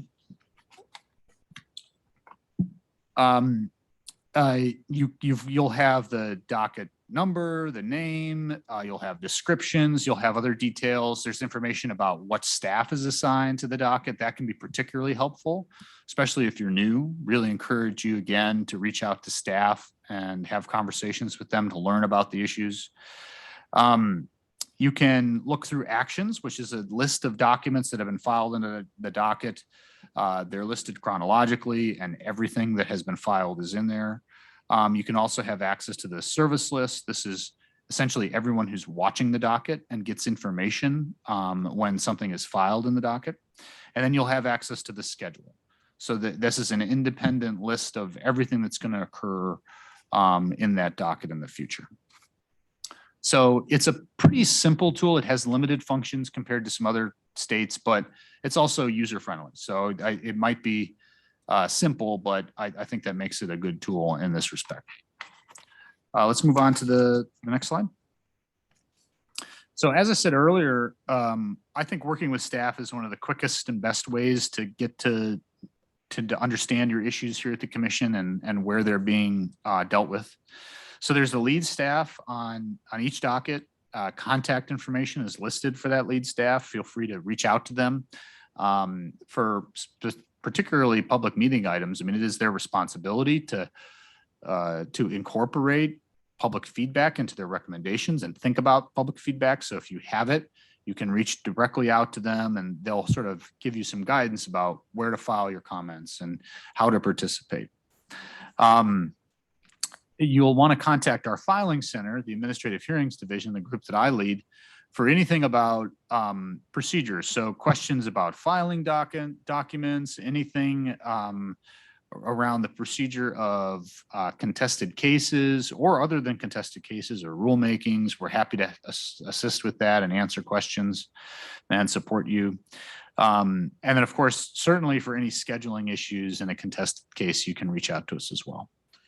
In fact, I just wanted to add, to contact the filing center on the final slide we'll show today, we have the email address, and that's the easiest way to get in touch with the filing center, and they can always direct your email or question to the appropriate person who can answer that. Great. Thank you, John. That's great. Let's move on to the next slide.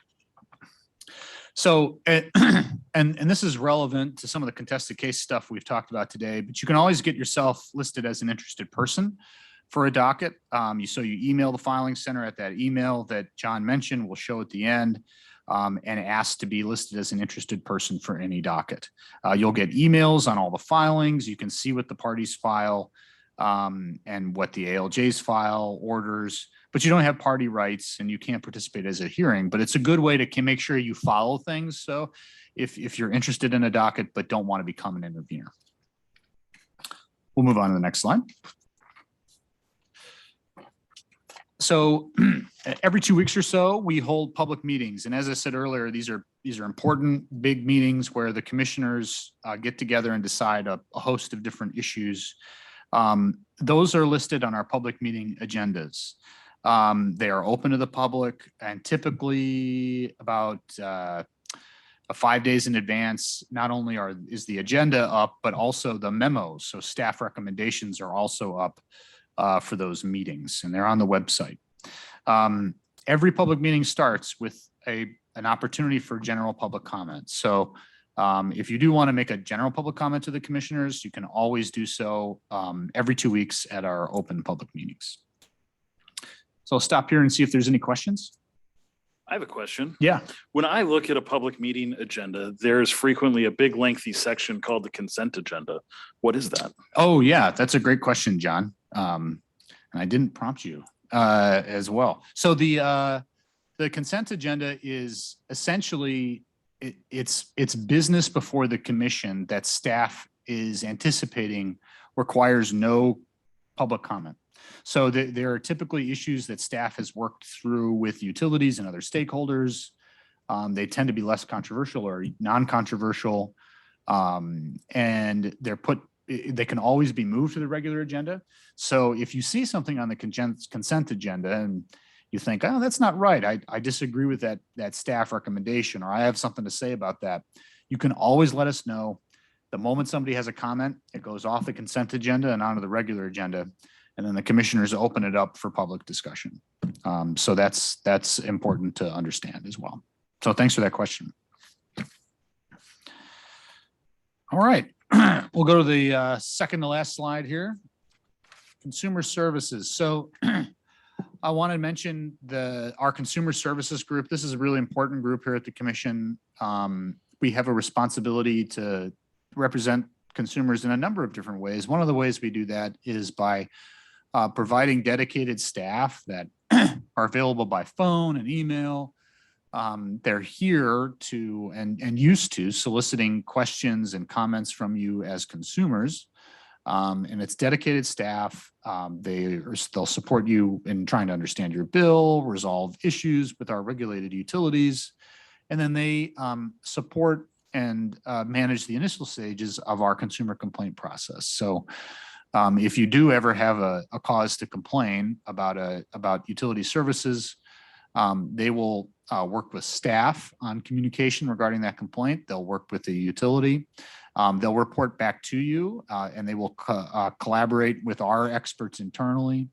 And if they can't resolve your issue, they will be the staff there to help manage the initial stage, as I said, for any formal complaint, which would then be eventually adjudicated by the commissioners and the ALJs.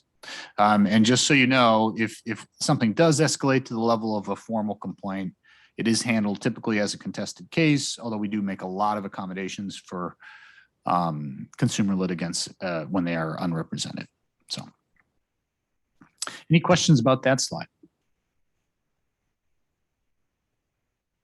Okay. All right. Well, that concludes our training for today, although we're going to stop and do another final solicitation for questions or comment. Really welcome anything. But before I do that, I want to mention that because one person requested CLE credit, we got it certified through the Oregon State Bar. So we can get that to you. And I realize I put in our email address wrong. I just see that. So puc.hearings@puc.oregon.gov. So you can email us. That is the same email, except for that E that John mentioned earlier. You can email us to request your CLE credit. Give us your first name, last name, and your bar number. If you would like that credit, we are happy to facilitate your credit here with us today. So that concludes the training. I hope you all enjoyed it and got something out of it. And really open to any questions or thoughts that people might have.